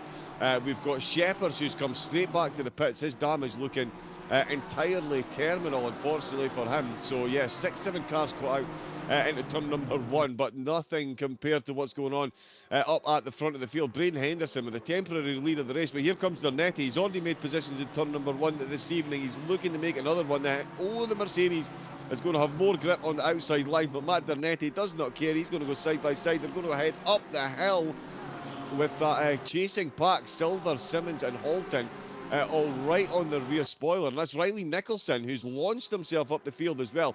He's gone from 11th, that's back-to-back 11th he qualified. He's now up to 7th place, and he's got Halton and Simmons just ahead of him. Simmons in uncharted territory here. He's outside the top 4. It's the first time we've seen him this evening outside the top 4, and he's got a Nissan GTR ahead of him. And I did say the GTR is objectively the quickest car in Sector 1 around this course, and Silver has absolutely got that memo. He's got it dialed in, and he is leading second place from race number 1 as Dernetti and Henderson are still absolutely inseparable. Josh Struick is loving what he's seeing in his rear view mirror just now, because the final 2 podium positions are certainly more concerned with one another than they are with him at the moment. He stretched that gap out to just over a second as Henderson, after that phenomenal start, is now fending off Matt multi-position Dernetti, as he has only taken no positions on his opening lap this time. He's slacking. It's just a lack of effort, I think, from Matt on this one. He took 6 positions on lap 1 in the first race, and he's not taking any on this race, Isaac. I think he's washed. You heard the year first, Matt Dernetti. He got is one washed. spot. He got one spot, but he's still washed. There's nothing on his on his 10 spots that he got on lap number 1. Like, what are you doing, Matt? No. Come on, mate. No, come on. Come on. Finger out, mate. Finger Yeah, out. come Let's on. have some effort here, shall we? Let's actually apply ourselves here if we could. Thanks, folks. No, Matt Dernetti up into 3rd place off the start, so did gain 1 spot. Matt Simmons was the driver that he shed the second row of the grid with. It's been a fairly electric start here, ladies and gentlemen. Riley Nicholson leads the Pro-Am class from Bowen Piper. From this man that we're following now, Adam Hennessy, right in behind Adam Elzine. So the battle of the Adams happening in 10th or 9th and 10th place. Josh Gordon about a second back, 15th place. Bishop's Here we going go. for it. Bishop is so Bishop's actually lost spots off the start here as well, so he's gone back down to 16th. He did start in 12th. He will go past Sayers, who lets him have that. Sayers up into 16th place. This is his best result so far on the road. Hopefully he can continue this. I don't want to jinx him. I probably have, knowing my luck with the commentators. Goes wide into the wall for Wayne Tanner. Massive impact on the exit of the bus stop, and he will lose a handful of spots. There will be massive damage on the front left of that Ford Mustang. You can see there the Kiwi pit lane car now limping. The Nissan GTR of Bruce Quadrille as well in the background, back towards the front of the field. Matt Dernetti still all over the back of Braden Henderson. He's actually coming under pressure now from Max Silver a little bit, who's being applied the blowtorch from Aiden Holton. So, not Aiden Holton, sorry, Matt Simmons. That's the man on my screen. I'm looking at too many different names. And Matt Simmons, desperate to get back up a couple more spots. That's Bowen Piper going for a move on Riley Nicholson. So that's a position change in the wall. Aiden Holton, massive impact on the exit of the 9th corner. There is huge damage on that car. I think he's gotten away with it, but that was a heavy impact with the wall. He will be walking wounded for sure. Yep, you absolutely will. That is not what he needs here. Matt Simmons is the driver that I'm keeping an eye on here. He's got 4th position.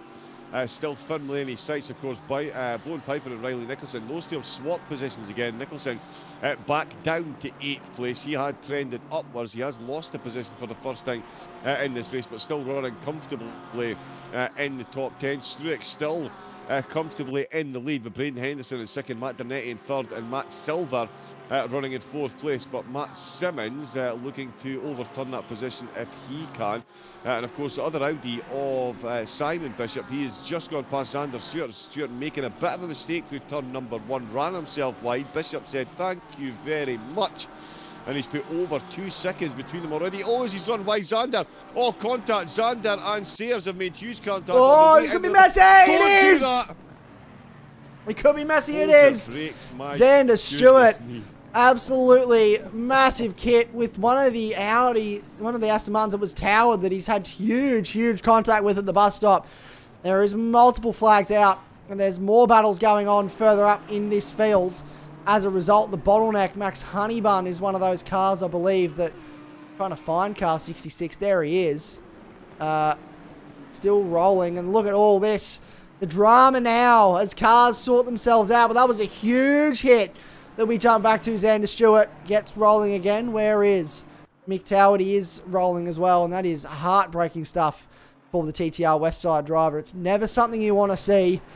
The awkward position that Xander Stewart was in, and he tried to roll to get out of the way, and unfortunately has rolled straight into oncoming traffic, and that is, I'm sure, something the stewards will have to have a look at. But we move on for now. Simon Bishop, golden rule. Yeah, golden rule, hold your brakes. Absolutely. We are not stewards, we are commentators, we get a first look, but hold your brakes. Yeah, so a big penalty, I'd imagine he'll be coming his way, because that was extra contact and carnage caused by his over-enthusiastic returning to the track, or trying to reposition the car. So yeah, that is one that will definitely get looked at by the stewards. It's cost a couple of drivers some time. There's damage right through the field. The running order has been completely shaken up in some places, and we've got cars right on top of one. And once again, Norley and Gordon down in 11th are absolutely going in it, as we're watching Max Silver up in 5th place. He's got that Nissan all over the back of Simmons at the moment. Simmons, again, in uncharted territory here. He's in 4th position. He ran 2nd place for the entirety of race number 1. He has now got an ever-increasing gap to Matt Dernetti ahead of him. Dernetti within 4/10 of Braden Henderson. But Josh Struick, I mean, it's been his last win here, was in January. He is looking to right that ship heroically this evening. He's already 1.8 seconds ahead. That reduced track temperature really is playing at the hands of the Porsche. His tyre wear is going to be absolutely minimal compared to what it was in race number 1, with the temperature now down to 28 degrees. We've got a bit more wind this time, but not quite enough to affect them as they're heading out of turn number 1. Maybe a little bit on the way in, but it shouldn't be anything major. But certainly Struick, he's absolutely dialed in. And Henderson and Dernetti, I mean, we saw Henderson and Dernetti, a few drivers giving him a bit of a battle in race number 1. Henderson, he's going full Gandalf here. He's got the, you shall not pass, is what is written on the back of Henderson's car at the moment. And this is going to be a battle right down to the end, and all of it just playing into Josh Struick's hand. I mean, race 1 went perfectly for him. Race 2 has started absolutely phenomenally. Is that, wow, more cars coming into pits here. A lot of runners and riders falling by the wayside after that bus stop incident that we saw, but the field still absolutely jam-packed together in places. There's overtakes likely to occur at absolutely any point in the track. I think Elzine and Nicholson actually are looking pretty close. Nicholson in 8th and Elzine in 9th position. We've seen both of them have some good pace around here. Elzine in the prominent Porsche, shall we say. It's pretty much meta around here at the moment, and he has got Nicholson firmly in his sights, and they've still got Bowen Piper and Aidan Halton just ahead of them as well. So a very, very, very close group just inside the top 10. It is super close at the moment between everyone inside this top 10. Simon Bishop also just got past Les Sandwith off screen and up into 13th place for the BCG 1 driver. Josh Gordon also all over the back of Bob Norley, putting him under immense amounts of pressure. It is happening up and down the field at the moment, folks. We are following along with as many of these stories as possible while the battle continues to unfold. We are 10 minutes through this race. Time flies when you're having fun, doesn't it? It doesn't feel like it's been that long. Matt Dernetti trying his best to size up Braden Henderson for a move here. He is right under. He's not let him go, really. He did get out to about half a second, 6/10, but it sort of didn't really go any further than that. He's reeled him back in. He is pushing Matt Simmons also in the background, chasing after these two, try and get himself onto the podium potentially towards the end of this one. Braden Henderson, he's already lost one podium in the dying stages of race number 1. He lost the podium spot to Adam Elzine. He's going to hope that he will be able to stay on the podium. He will fight with everything he's got to stay on the podium in this second race this evening to get at least one podium out of the night. But Matt Donetti is coming thick and fast, as is Matt Simmons, not too far off the back of this group. Adam Elzine has gotten past Rowan Nicholson now, so that is a change of position for the Pinnacle Motorsport driver past the CP2 Aston Martin driver of Rowan Nicholson. And he can set after the bat. Up in the foreground, Bowen Piper is back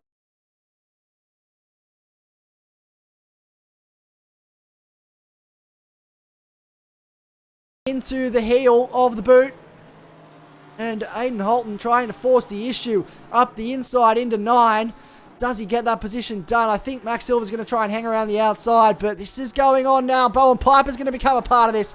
Friendly fire on the Defy Motorsports team now as Bowen Piper up the inside into the penultimate corner. Max Silver hangs around the outside. This will become the inside for the final corner, and he actually swoops back in front of him decisively, holds on to that position, and maintains, even despite losing 5th place, will maintain 6th place. This is a spicy battle at the front of this field between multiple drivers at the moment. It is, I don't know where to look.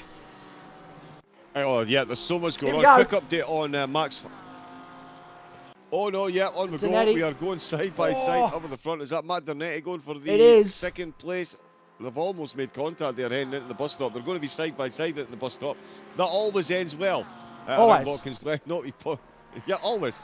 No, he does a sensible thing there. Pulls back in to 3rd place, and that's brought Matt Simmons very close indeed. He's going to be getting a bit of slipstream from the drivers ahead. That looked like a wayward car through the bus stop there. No, Hennessy did survive, sorry. No, Hennessy almost having himself a bit of sideways action on the way, and he did survive. I was going to give you a quick update on Max Honeybun. He is back up to 20th position after that early damage and contact, so he is back out to 20th. A couple of cars coming in and out of the pits. He's got Hazeldine and Farmer and Sayers not far behind them. Honeybun on a bit of a charge since that early contact, so he is back up to 20th place. He's got a couple of battles just ahead of him as well. Quadril and Tanner are pretty close, so that will be playing right into his hands. Simon Bishop and Gordon, though, 12th and 13th position is Bishop.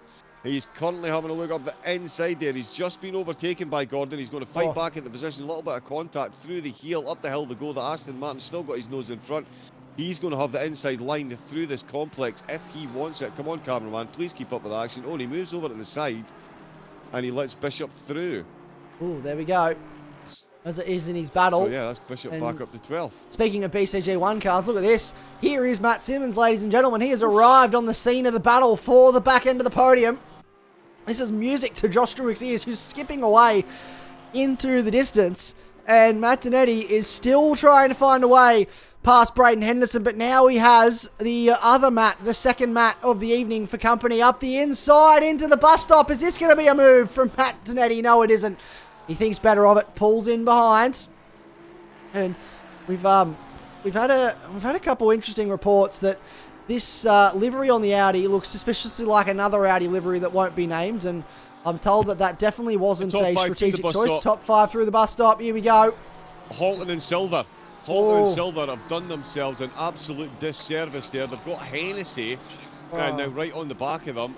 So they've made contact through the bus stop. I think they're going to lose positions here. The two of them did make contact with the wall, did make contact with one another on the second piece of curbing, so the left-hand side on the way in, bounced their way over.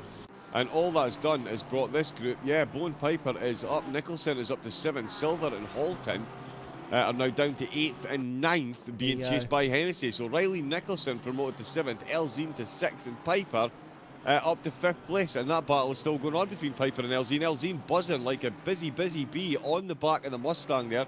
And that's playing right into the hands of Riley Nicholson. Here comes the Aston Martin driver, potentially going to get a double overtake into turn number 1 if these two can't sort themselves out through the final couple of corners. Oh, I tell you what, that's very convincing from Nicholson, not so much from Elzine. He's lost a lot of momentum there. Oh, he's touched the wall on the exit. He's gone bad. How to make a bad situation worse in a race. Touched the corner on the way out, and I tell you what, that has given Piper a bit of breathing space, and Elzine has thrown him absolutely to the wheels in the shape of Riley Nicholson's Aston Martin, we've got more Owen coming from. I see why. Here That comes is a bit of Norley. contact here, Isaac. Side by side through turn 1. Where do we look, folks? It is all happening up and down the field at the moment. There is nowhere that we can look where there isn't action. This is Holton and Silver side by side down the run towards the bus stop now. Bob Norley wants a piece of this, but he doesn't want to get caught up in an incident. He's trying to be careful. It does settle on the grass for Aiden Holton, and I thought he was going to lose it. He's done well to catch that and maintain position. I thought for sure he was gone there for a minute, but he has absolutely held that, and kudos to him. This is Riley Nicholson still on the back of this group. This is, and up the inside now, Bob Norley on Max Silver. That's another spot loss. Max Silver carrying more damage. You can see the damage to the boot of that Nissan GTR, and here is Adam Hennessy around the outside of Max Silver. Simon Bishop going to go with him, and he's getting his ears boxed here now. Is the Defy Motorsports driver just struggling at the moment with the damage that is on that car. Under braking around the outside goes the number 2 BCG car of Simon Bishop. Will he get that position? I think he does. By the time they get to turn number 9, that is sorted, and down into 12th will drop the driver of Max Silver, Adam Elzine. That's Riley Nicholson at the front of this. So something has happened that Riley Nicholson has done a double overtake on both Bowen Piper and Adam Elzine. So he moves up to 5th. Bowen Piper drops to 6th, and Adam Elzine to 7th. At the front of the field, no change. Braden Henderson still holding off Matt Zanetti and Matt Simmons, but it is all happening further back in this field. I did predict that Nicholson would get his Aston Martin past these two if they couldn't get this battle sorted out, and they still haven't got the battle sorted out. Nicholson has got himself a half-second, more than a half-a-second gap now as Elzine and Piper still battle away, but a great drive by him and these two. They're thinking about it into the bus stop chicane. No, he's not quite close enough. The Porsche still absolutely buzzing all over the back of that Mustang there, the two of them. Absolutely going in. You can see those two cars are quicker through the bus stop than Aston Martin. That's why the gap was closed back up then. But certainly Nicholson firmly in the driving seat for that little battle. Much like, I don't know who's in the driving seat for the battle up at the final 2 podium positions. To be brutally honest, there's half a second separating 3 drivers, and 2 of them are on the podium up there. Simmons once again having a look up the inside of Dernetti, nothing doing through the heel. Dernetti, good line taken by all of them there. And Henderson still leading this pack, but Josh Struick, another quick mention to him, he is now 5.6 seconds up the road. I did say the track temperature would suit that Porsche a lot more than it did in race number 1, and it wasn't like it was terrible for the Porsche in race 1 after Struick's performance, so it really has made this an absolute walk in the park, especially with the battle that's going on for 2nd and 3rd place, and indeed 4th as Matt Dernetti also will look up the inside. He's got the apex. Has he got the momentum, or have they just opened up the door for Simmons to take them both? Yes, they have. Here comes Simmons up the hill, Isaac. Who is going to come out on top of this one, because Dernetti's got his nose ahead of them there. Oh, this is the opportunity Zanetti was looking for. He needed position, and he's gone for it at turn 1. The patience has run out. 10 minutes remaining in this race. Can Matt Simmons capitalise as well? Braden Henderson isn't done yet, though. He's coming back at him as they run towards the bus stop. Could they go side by side? No. Zanetti comes out ahead at this stage, and Henderson will have to settle in for 3rd place now. 2nd in this queue of cars behind. In the background is still happening as well. Elzine battling with Bowen Piper, who are losing touch with Riley Nicholson in front, who's skipping away, looking for a Pro-Am class victory this evening. Matt Simmons, though, is now the next car in line. Hopefully, Matt Zanetti, that he has passed. Braden Henderson can start to put a little bit of pressure on. He's got a fair ask if he's going to catch Josh Struick, which I don't know if he's going to at this rate, but he could pull away from this group. Braden Henderson, though, not done. Has a think about a move. Shows the nose in the heel just to say, hey, I'm here. Don't forget that I can show that nose if I want to. Matt Simmons putting the pressure on, though, as well. So if Henderson goes for a move and it doesn't quite pay off, this could open the door for Matt Simmons. What can he do through this? Can he follow what his BCG stablemate did in turn 1? And go for the dive bomb up the inside. Can he get the run off the final corner? He might just get it. That's a nice drive for all 3 of them. They are line astern down the front straight. 8 minutes and 50 seconds remaining in this race. It is Josh Struick by 7.5 seconds over Matt Dinetti, Braden Henderson, and Simon Bishop, the battle on your screen. And it's Riley Nicholson leading the Pro-Am class by over a second back to Bowen Piper and Adam Elzame. Bob Norley sits third in class at the moment on his return to Pro-Am, who's just given a spot up to Simon Bishop, who's inside the top 10 now. Max Silver in 11th place. Adam Hennessy, Josh Gordon. Adam Hennessy loose on the exit. He had a little bit of a wobble steer, and that will give him a spot to Josh Gordon, who goes up into 12th. Les Sandwith in 14th place after starting in 17th. And it's Rowan Green, Bruce Quadrell, Felix Preslin, and Wayne Tanner in 16th, 17th, and 18th. Nathan Lee and Max Honeybun still in 20th place, trying to make some inroads on his fellow Nissan GTR in front of him. And then it's Ben Sayers, Mark Hazeldine, and Guy Farmer in 23rd. Nismo Nath a lap down in 24th, about to cross the line. Then it's Xander Stewart, who is a lap down in 25th in this little battle right now that you can see on your screen. Mick Toward after that massive incident at the bus stop earlier in the race. Then Peter Sargent and Sheppers, who still is in the lane after that lap 1 result. So he will not be classified in this race. He did not complete the minimum 75% lap distance required to be classed.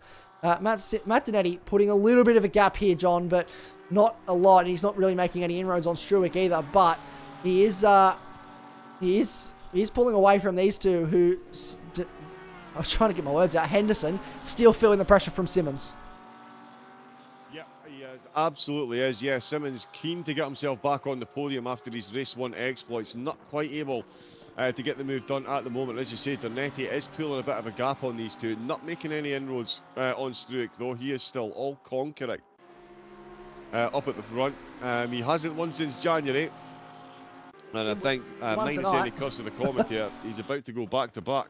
He is about to go back-to-back for the first time. So, yeah, not a bad way to re-announce yourself on the top spot. And here comes Simon about to try and announce himself on the 3rd spot of the podium. He backs out of it again. The Mercedes, the Porsche is all conquering through the corners, but the Mercedes really does have a bit of a top-end advantage over it, and that is what Henderson is using absolutely perfectly to hold off Simmons at the moment as they head into the boot complex for the 14th time of asking. We've only got 6 minutes left to go, and it's still only a 10 separating these two. Nicholson and Piper as well, only separated by a 10th as well for 5th and 6th position. That is an absolute tussle that is going on there. Nicholson looking to hold on for the win. So this is for, of course, the race win in the Pro-Ams. They've got Elzine, one of the pros, behind them. But these two will be fully focused on one another. Nicholson, Aston versus Mustang. It's CP versus DM, and there's only 4/10 separating them from each other, and a potential race win in the Pro-Ams. It would be a well-deserved result for Nicholson. I have said, if it wasn't for bad luck, he wouldn't have any luck at all in quite a few of the races that we've presided over here. He is certainly making his own luck at the moment, but yeah, Bowen Piper is absolutely keen. And I tell you what, I think Bowen Piper's going to get this done in the final corner, or the penultimate corner certainly. He's got that inside line. They're going to go side by side. It's going to be Nicholson that's got the apex on the way through the final corner. And here comes Elzine in the pros. He's about to put a hurt on both of them. That is Piper that makes the move stick around the outside. Nicholson moves over to break the slipstream with the Mustang, but he's going defensive on the Porsche. Elzine, as I say, these two have just caught themselves up in a bit of a battle. And there goes the bad luck again. That is very devastating for those two. Just caught up. That's so one. They'll get rolling once again, but they'll give up a handful of spots here to drivers. And Nodley's gone through, so yeah, Nicholson now 3rd place in the Pro-Ams, and I think Gordon is catching up as well. Nicholson might be ejected from the Pro-Am podium after that, because I tell you what, here comes Gordon, another Aston Martin. He swoops to the inside line. Nicholson trying to get as much momentum as he can into the bus stop chicane. Just about. Yep, he's kept a hold of that one. That is quite the battle that's going on between them for what is now the final podium position. So he was battling for the top spot in the Pro-Ams. He is now battling to hold on to the final spot in the Pro-Ams. It is amazing how quickly your fortunes can change here at Watkins Glen, Isaac. It absolutely is, folks. We are not too far away from the conclusion of this one. And we have got only 3.5 minutes remaining in this race. with Bob Norley putting the pressure on Simon Bishop. At the moment, this is for 7th place on the road. Matt Simmons pushing to get that last spot on the podium, but Braden Henderson doing everything he can to defend from the very, very accomplished sim racer that is Matt Simmons. He's also done a lot of GT racing in real life. For those that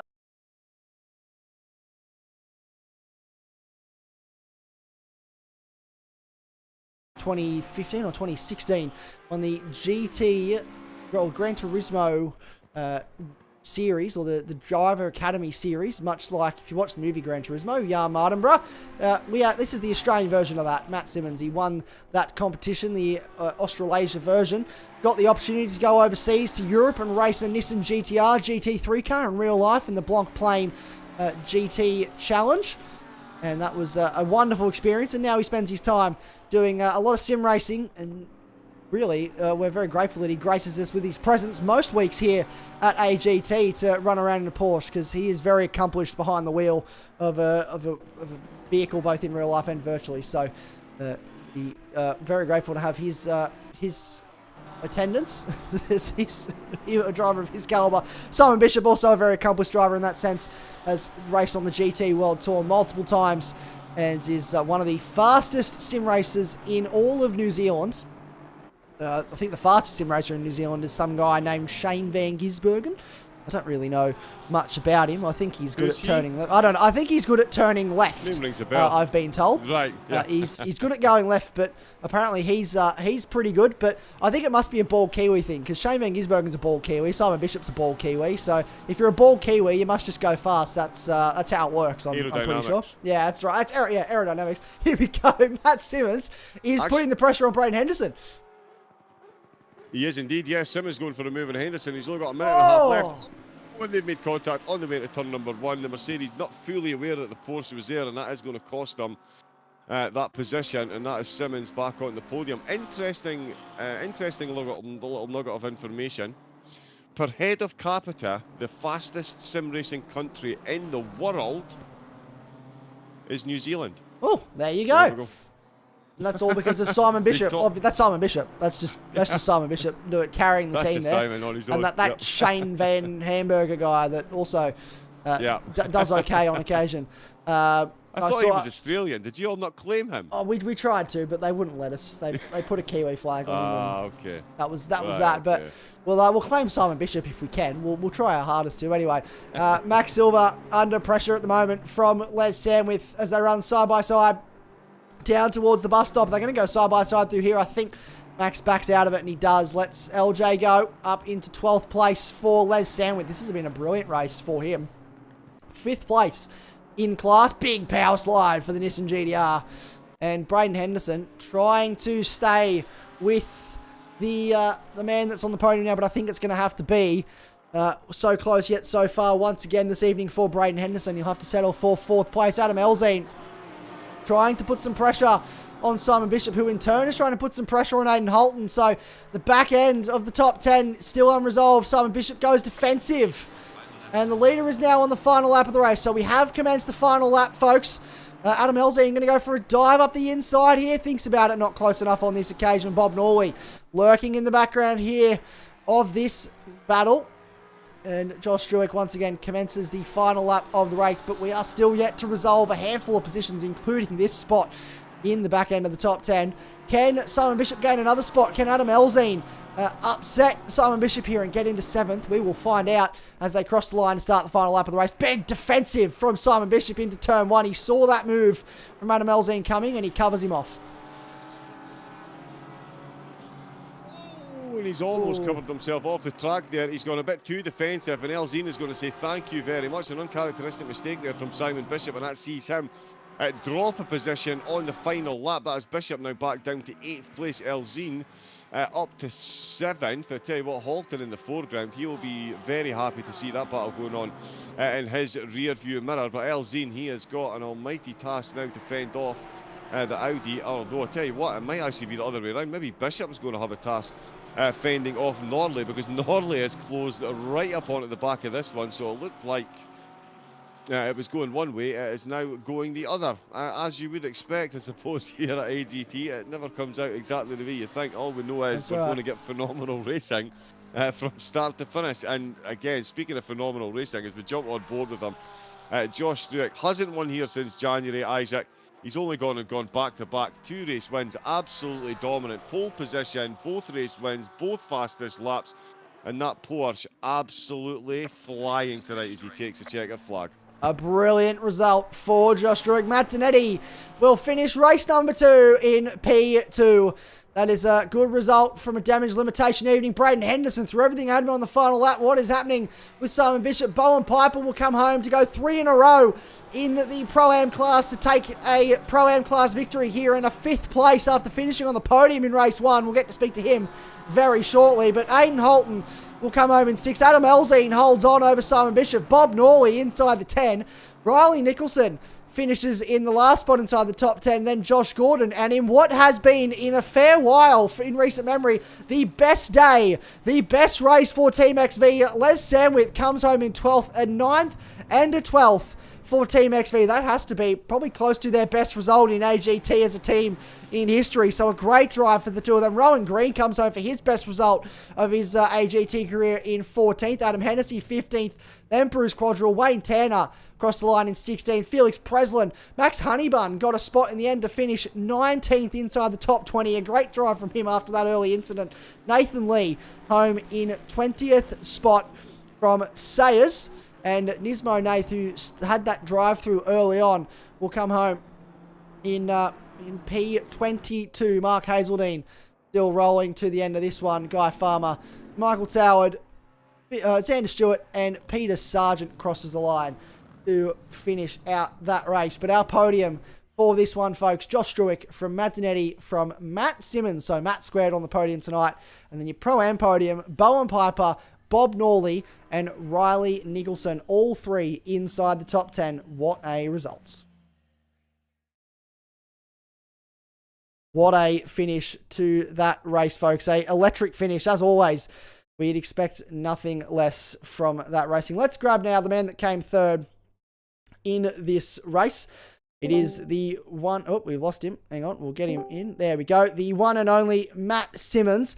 Matt, first of all, we think this is the first time we've had the pleasure of your company in the commentary box this season. So welcome. It's a pleasure to have you here. Congratulations this evening. A 2nd place and a 3rd place. Have to be pretty happy with that result tonight. Yeah, I'll take that. Obviously, Suzuka, I forgot the memo on when I got the win and not doing an interview. So nice to be back. Yeah, tonight's been a good night. It was the first race was intense with Jeesh. Hopefully echoed the same sentiment. It was within a tenth the whole sort of race, lap by lap, and yeah, felt pretty good after that. Quali for the 2nd race, just bottled the last 2 corners, got a bit too confident and just lost it all. So that put me behind Henderson. Fair play to him on his quali lap, and then played a little bit too safe in the first corner. Donetti, we know how Donetti is. No, I'm kidding.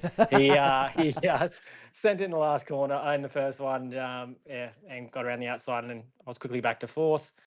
And then, I was struggling on the first lap, actually, and the last corner just didn't factor in for dirty air. Did a little bonk on the wall, and then Max went past. I knew that would be hard, being the Nissan and the Rocketeers in a straight line. So, just had to wait for a slight mistake, which happened. He almost, I think, sent himself to Narnia in the second last corner, which allowed me to get through. And then I got the popcorn out, enjoyed the battle between Donetti and Henderson. It was a cracker battle. Just watching it and making sure I didn't hit them while they were having fun.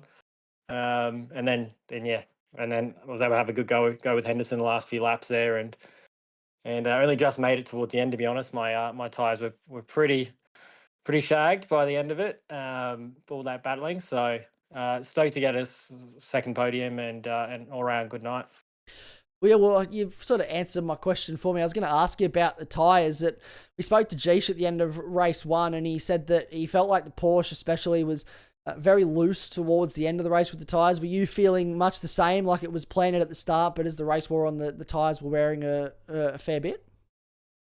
Yeah, it's quite rear limited around here, to be honest, with all the traction zones. So sort of 20 minutes over halfway in the last 10, you're just sort of hanging on and making sure you don't get a massive slide you can't catch. And yeah, I think me and Jeesh were drifting on the last few laps there in race 1. So I could definitely see the side of his porky, which you probably shouldn't do, but he did well to hold on and not make a mistake. But yeah, it was definitely tricky. I think all of us were in the same boat towards the end of both those races, so it made it exciting. And yeah, I fortunately got lucky with a couple of passes with other guys having some bigger moments than I did. So yeah, I'll take it. Yeah, awesome. Well, I was going to see if John, you had any questions for Matt Simmons. Obviously, as Matt said, we didn't get to chat to him at Suzuka with when he won the first race, but we have the opportunity now to ask him anything we want to ask him. Really, we've got him all to ourselves. Yeah, how are you finding the Porsche, Matt? I mean, it's the variety of manufacturers that we're seeing in this competition is something that fascinates me. We don't see any Porsches in the Pro-Ams, and the Porsche certainly, as you mentioned, the Nissan is a rocket in a straight line, and most cars are a rocket in a straight line compared to the Porsche. So what was your thought process behind picking the Porsche, and how are you finding it over the courses that we've had so far, and indeed the ones that we've got coming up? Yeah, look, to be honest, I've done a fair bit of the Porsche back with the AusNZ Enduros, so and other races as well. So I've always been a bit of a Porky fan. So it kind of suits my style of driving with the MR and it's sliding a bit and being quite on the nose. So yeah, the trickiest part is just trying to make sure it handles curbs, which is quite tricky here with the bus stop. But if you can get the setup working for you, it's okay. And yeah, it's it's the best part about this series is the amount of different cars and everyone's stronger in different areas. I'm not going to lie, it gets pretty frustrating, but that's a part of it, right? It's good fun, and you've got to really stick your qualifying quite well with the Porky because it can be tricky to pass others at times because it's very, very strong. Normally in sections you can't pass, so it's a good challenge, and thoroughly enjoy it. Yeah. Yeah, Absolutely. very much the in the dictionary definition of Porsche problems. I believe that they call that, Matt. But yeah, phenomenal results for you this evening. As you say, the Porky not the best in a straight line, but doing well tonight and back-to-back podiums, no mean feat. So yeah, huge congratulations from me again, Matt. I appreciate it. Thanks, guys. Hopefully we can keep this going. I missed the first round, so I've got to try and catch up to the boys. I think Jeesh is long gone with his consistency and getting these wins, so I'll try and do my best to try and get as far up as I can towards the end of the season. So yeah, enjoying the battles with everyone. Absolutely. Are we? I'll put you on the spot here. Are we seeing you for the Sunday Enduro in a couple of weeks' time? Yeah. I haven't really looked at it yet. Let's go yes for now. Yep, I'll give it a crack. No, I've been enjoying it. Whenever I'm available, I'll try and have a run. So yeah, let's put me down for now. Yeah, wonderful. Well, we'll hopefully see you at the Nürburgring in a couple of weeks' time. But congratulations, mate, as always, and look forward to hopefully chatting to you much more throughout the rest of the season. Appreciate it, guys. Thank you. Well done. Cheers. That is Matt Simmons there. And now we're going to steal the man that came second place in this race. But I feel like saying he came second doesn't really highlight, John, what he achieved this evening. Starting from the back of the grid in race number 1, you finished in 5th. Matt Donetti, welcome into the booth. First of all, probably feels a little bit bittersweet, I guess, not winning the races this evening, but coming from the back of the grid to finish 5th you have to feel pretty good about that. Oh, nothing bittersweet. The car was dreadful, as you would have seen with Simon. So I'm actually quite stoked. The car was, we were battling it like in the middle of the race, which was quite funny because we'd be going to the bus stop and Simon asked me to check my top speed right as I'm about to hit the brakes. So I'm entering the bus stop and looking at my speedo and trying to work out what was going on. So, but no, I'm super happy. Like 5th and a 2nd is a lot better than I expected to be getting from this round. So happy. Yeah, well, you looked like you were having fun out there. What was the, we've asked everybody, Jeesh started it, so I'm going to blame Jeesh, but what was the car like on tyres? We've heard from the Porsche drivers that it was a little bit difficult to manage the tyres towards the end of the race. It felt a bit taily. Were you finding the same in the Audi? To a point. It's hard to say because I like to take a lot of effort in keeping the tyres in a good window, which I think actually hurts me at the start of a race. That's why I tend to lose a bit of time. So by the end of the first race, there wasn't really much issue because I couldn't actually push the car as hard as I wanted to, obviously with the traffic and stuff. So those tires were still practically brand new when they came off the car. But the second race, I could still do high 44s at the end there. So I didn't have too much drama with the tires. Yeah, wonderful. Well, look, you will now move back to second according to my maths in the championship, but we still have the enduro in 2 weeks' time, and it's looking like a pretty good race between you guys at the front of the field. Hopefully, we'll see Simon start to bounce back when we get to the Nürburgring. Have you done any laps at the Nürburgring? Do you know what this car is going to present to you, or is it sort of you'll find out once you get into practice? Oh, I think we'll sort of just find out, right? And to touch on Simon for tonight, I don't think it was entirely his own doing. As you know, or you may not know, he's just moved house. And for whatever reason, we're running the exact same setup on the car, and he was 6 kilometers down on every straight to me. So something's gone wrong somewhere, and he was just getting monster down the straights by everything. So I don't think we saw an entirely representative Simon Bishop tonight. That is very interesting to note. So we will keep that in mind. Hopefully, when we get to the Nürburgring and for the rest of the season, we will see a full strength Simon Bishop. But thank you very much, Matt, for jumping in and having a chat as always. Congratulations on your results this evening. And we look forward to seeing what you can do when we get to the Nürburgring in a couple of weeks' time. Yeah, for sure, guys. Hopefully I get to chat to you there. If I don't get to chat to you, then something's gone horrifically wrong, and I might be in hiding for a little bit. But yeah, hopefully I'll see you there.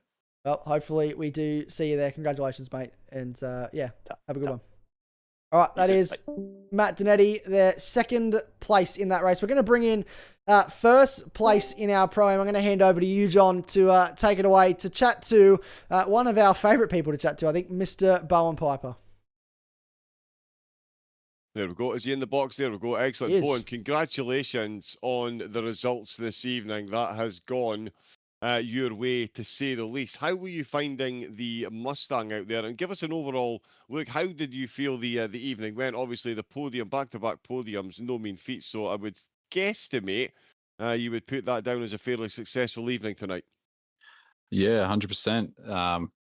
The car felt great around the track, and I was really comfortable with how it handled. Although, you never know if you're going to die going into the bus stop, but it seemed to handle that very well every lap. So to come out with 2 wins today is amazing.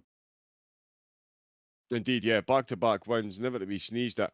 You did mention the bus stop chicane there, and race number 1, that took more than its fair share of victims, and yeah, you were very nearly collected a couple of times as well going through there. So just how sketchy was the bus stop this evening? Because especially in race 1 with the slightly hotter track temperature, it did seem like it really was a problem for drivers getting through there safely tonight. Oh, yeah. Like the only opportunity I found myself to get an overtake past, I think, Holton was at the bus stop, and just so happened that there was also an incident already at the bus stop. So it kind of worked out in my favor that he had to avoid it, and I got through pretty clean, but it almost could have been a big wreck. Indeed, well, yeah, considering some of the wrecks that we've seen, as I say, yeah, you did well to survive that. Looking ahead, though, I mean, we've got to look ahead. We've got the Nürburgring endurance race coming up. The Mustang is a very handy little car around the Nürburgring. How are you feeling ahead of that one? You must be pretty confident that another podium, if not a race win, is absolutely on the cards for you. Well, I hope it's good, because I'd like to keep this streak up. It's good finding your stride, and I feel like I found a lot of pace in the last few rounds. So I'm excited to see what happens and have some good battles out there on the track. Yeah, it'll be a good one. Absolutely, Cam. As I say, the Mustang does well. But for this evening, Bowen, again, huge congratulations. Back-to-back win and finishing in the top 5 overall when you're leading the way in the Pro-Ams against this field. Oops, my screen's just frozen. Yeah, that is no mean feat. So huge congratulations, and very, very, very much looking forward to seeing what you do next time out with the Nürburgring, my man. Thank you very much. Good speaking to you. Wonderful, Bowen Piper there. And that leaves us with just one more man to chat to. And I've already had the pleasure this evening, John, of having a conversation with this man. So I'll hand over to you once again to talk to our race winner. Goes back-to-back this evening, Josh Struick. Yeah, good evening, Josh. Congratulations again. Haven't won here at AGT since January, so do it in style. Back-to-back wins around Watkins Glen in the Porsche. Race number 1, we touched on the tyres, so let's get a quick tyre update. I did think to myself that with the track temperature coming down, that was going to aid the tyres a bit. Was that the case there in race number 2? I think so, to a degree. I found that I was able to hold them on for a bit longer, even though I was pushing quite hard still, setting quicker lap times. Just having the temperatures of the tyre like staying down a bit more due to the lower air temp, I think really helped keep it in the car in a good window for a lot longer. Took probably 5 to 10 minutes extra for the tyres to really fall off in that second race. So yeah, I think that did help. Right, okay, and we saw in qualifying, I mean, I'm looking at the qualifying results from race number 2, and if you were to show me those qualifying results and then tell me that the race winner ran away with it by 7 seconds, yeah, I mean, that seems like a big ask. You were absolutely dialed in the second race. Did you expect the second race to pan out the way it did, given, well, I mean, the top 4 in qualifying there, less than just over a tenth and a half separating 4 cars. You came home with a 7-second gap there at the end. Was that how you expected that to play out, or were you expecting a much tougher night at the office there in race 2? Yeah, I was expecting it to be a lot tougher. I think Henderson struggled a bit on tyres, which really helped me. I think, especially with the first lap battle as well, if he was able to keep ahead of me, well, get the position, I think my night would have been a lot tougher, especially with the top end of that Merc. Yeah, we did mention that a few times tonight. The Porsche not blessed with top end speed, but it certainly is nimble through the corners. That is, of course, the last checkered flag we see before the endurance race next time out at the Nürburgring. The Porsche, not too bad at the Nürburgring. There are certainly quicker cars with the longer straights. How are you feeling going into that one? I haven't driven the Nürburgring, like the GP layout on this game yet, but generally I do quite like it. I think there's enough twisty corners for it to be quite a decent track for the Porsche. I think it's a good endurance car. So I think during the race it might come into its own a bit more than some other rounds. Maybe not as good as it was here today, but yeah, I'll see what we can do. And yet, one last one for me as well, actually. I mean, the championship, you're looking very good in the championship. I know we're just short of the halfway mark, but I take it you've got your eye on that top spot for the end of the season. No, I mean, yeah, of course, that's what I'm fighting for, but you have to take it one race at a time. There's no point thinking about the championship when you still got each race to go. You want to always try and win every single race and not get caught up in like the long term.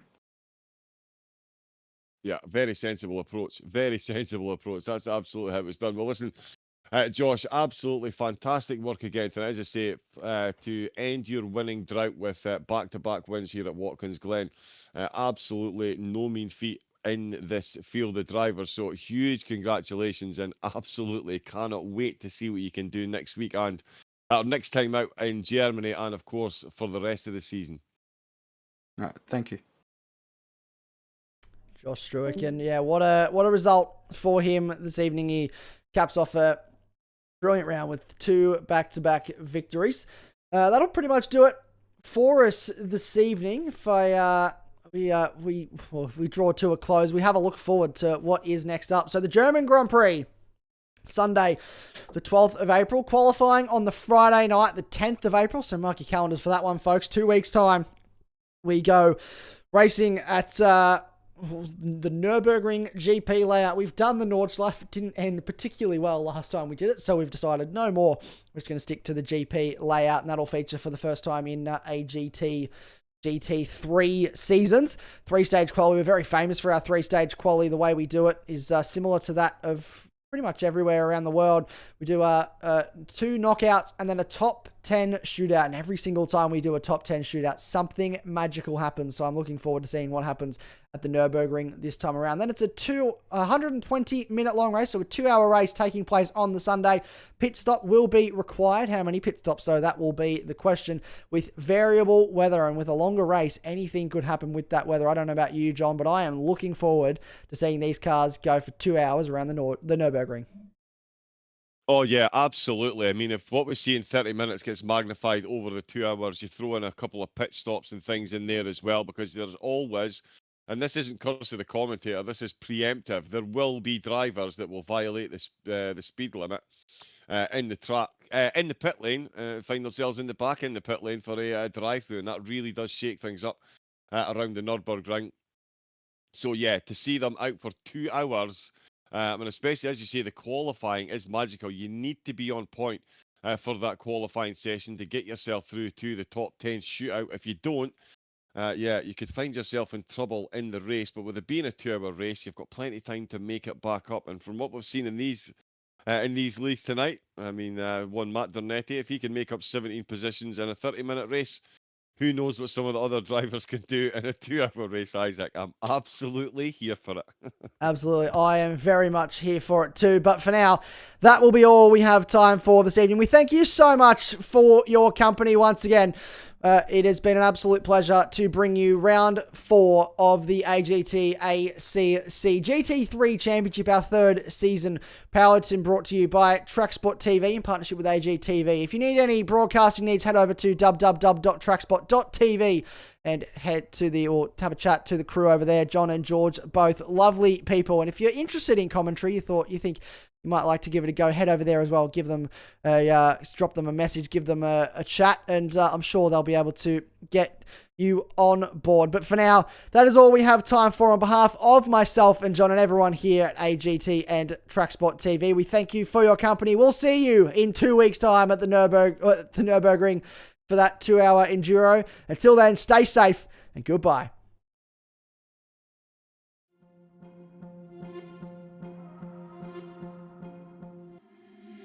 Been trying to change what I've been trying to say. Words don't come straight.